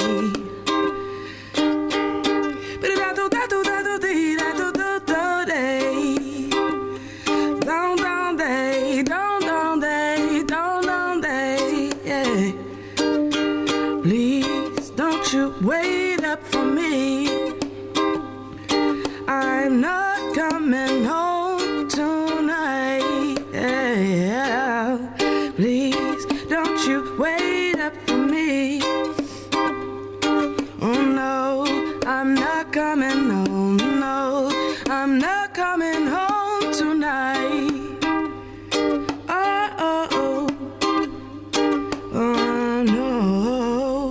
Fantastic. Well done. Excellent stuff. Is it true that you've done a Spice Girls cover that the Spice Girls quite like? Yes. Excellent. About 9 months ago, I did a reggae opera version of Spice Up Your Life. Victoria Beckham's PR people sent me a message saying, this is amazing, we absolutely love it, you should carry on. And then about a couple of weeks ago, I had a whole load of Mel B fans from various countries in Europe find it, and then they just sent it to her, like, you need to listen to this, and then they reposted, it's been reposted by Mel B. Fantastic. And it's gone a bit mental, so I've been called, they were calling me Soul Spice, and I should join for the reunion. That'll be good, wouldn't there be a few quid? You go busking, you do lots of busking. Yes. Do you enjoy that? I did busking years ago. I used to make very anxious. I heard about you and busking. I heard that you don't think there's any good buskers. I've heard about this. I remember. You may be the exception that proves the rule. Of course I am. Slightly. There's a lot of good buskers out there. There are. Okay. You were wrong about that. Okay. As long as they don't do it anywhere near me. If people want to find out more about you, Keisha, where can they go? Twitter or Facebook, and everything's just /Keisha Music, Kisha Music. Lovely. Okay, listen, we're running out of time. Can you give us this Maroon 5 song? If I put my hand up, that means carry on playing, but if you wouldn't stop singing, the rules have been explained. They have been explained. All right, away you go.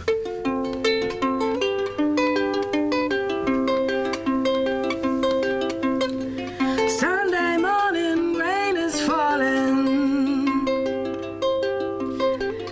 Share some cover, share some skin. Clouds are shrouded us in moments unforgettable. We twist to fit the mold that I'm in. Things just get so crazy, living life gets hard to do.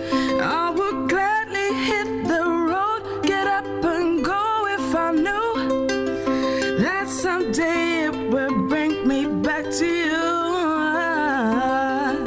That someday it would bring me back to you. That may be all I need. Darkness, she is all I see. Come and rest your bones with me. Driving slow on Sunday morning, and I'll never want to leave. Fingers trace your every outline. Oh yeah, yeah. Paint a picture with my hands. Back and forth we sway like branches in a storm. Change of weather, still together when it ends. I feel terrible asking you to stop singing because you've got an amazing voice. Keep playing, though. Thank you very much. Let's get the latest travel news now. Alice, over to you. The A41 still closed in both directions between Waddesdon and Cottonwheel roundabout in Aylesbury. That's after an accident causing quite a few queues. Also in Aylesbury, Cold Harbour Way is partially blocked in both directions near the golf course after a car's broken down. M25 anti-clockwise still heavy between 25 for Enfield and 24 for Potters Bar. On public transport, Greater Anglia have delays of up to 20 minutes between Liverpool Street and Bishop Stortford. This is Alice Glossop, BBC Three Counties Radio. Alice, thank you very much indeed. Keisha, thank you so much for coming in. It sounds amazing. Right, that's it. That's your lot, dear listener. Have a nice weekend. New podcast comes out later. JVS up next, but from me till Monday at 6. Ta-ta.